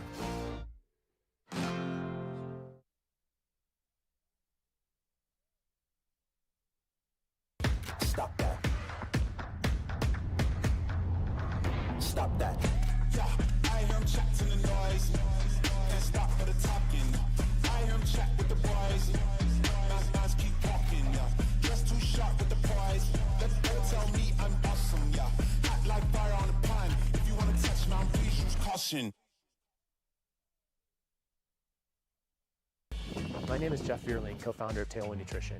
We make drink mixes for athletes to help you fuel, hydrate, and recover for all sorts of outdoor activities. Running, cycling, hiking, climbing, any sport where you're working up a sweat. We manufacture our own products in Durango, Colorado, and we test and use them on the trails of the beautiful San Juan Mountains. Our mission and our passion is to help athletes achieve their goals and to feel great while doing it. We couple proven nutrition that's simple to use, easy on your gut, and tastes great with encouragement and education.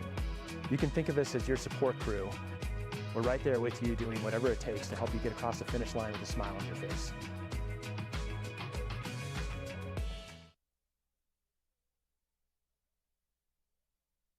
Escape to a place where you can truly connect with nature, where crystal blue waters meet towering mountains, and picturesque landscapes make every season the perfect playground for world-class adventure. So dive in and feel what it's like to be on top of the world. Join us in preserving the natural beauty and take the Traveler Responsibility Pledge. Be mindful of others and save time using free transportation services like Tart Connect. Learn more at GoTahoeNorth.com.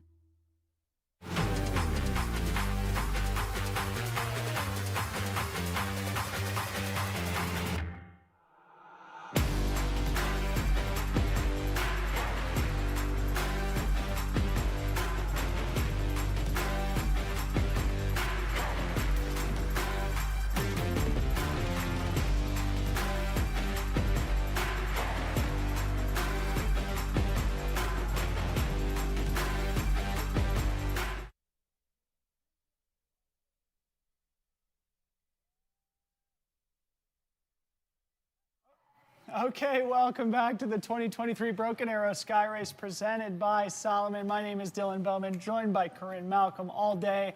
And now we have a very special guest, our 2023 23K champion, Eli Hemming. Last year, second place. This year, the champ. How's it feel? Feels really good. Andy wasn't here, so we'll see. No, it was super awesome. Like a little adversity with the changing conditions, with the delay and everything. So it was kind of fun, just like taking the pressure off and be like, okay, like whatever you can do on the snow, you can do. Yeah, we were sitting in here talking through the delay as it was happening in real time, and I was watching people warming up. It was like 7:38, and I was like, you guys, we need to go like yell at them because they have like 2 hours till race time now. Like someone needs to go stop them from warming up. No, it was like in track when you have those pre-race shakeouts. Forever yeah, that's and what we did. Yeah, we had a 15-minute shakeout, and then we hung out for like a couple hours, and then we raced. And race you did, man. That was so fun to watch. Thank Holy you. smokes. You were sort of in the mix, sort of at the lead, basically, for the entire race. It was like you, Chad Hall, Mika, young, recent Stanford grad. There's an 18-year-old in the top 10 as well, which like blew our minds. But like really the three, you guys were sort of together on that first lap. You clearly like the strongest climber in the crew. They sort of swallowed you back up on the descent. Tell us about the first lap, and then we'll go to the second. Yeah, so I mean, the first lap for me, I was thinking just kind of, well, especially with the schedule I have coming up, I'm sure we'll get to that. I was thinking, let's not wreck my legs on the first lap, and we can kind of have some little reckless abandon on the second lap. But try to save the quads for the climb on the second lap, because when you know you're with a 2:12 marathoner, you don't really want to go down a road with them. Yeah, which we actually watched that. We watched Chad close the gap down to you and Mika, and then actually like take over on that road descent. You guys came through the village. I think there was about like 8 seconds or so separating you, but by the time you hit the dirt again, you had moved in the lead. So tell us a little bit about kind of strategy moving through, lapping through the village before you headed into like what is the predominant climb of the second lap. Yeah, so I kind of just figured I would let him go just a little bit on that. I knew I was climbing pretty well today. So I wanted to keep those legs. I didn't want to trash them before the second lap, because that climb it's long and steep, and then it turns to snow and it continues to be steep. Yeah. So really, I wanted to hit the second climb with Chad, and then I wanted to just try to get to the top of the hill as fast as I could. So do you like consciously make a move there, like knowing, okay, I'm the better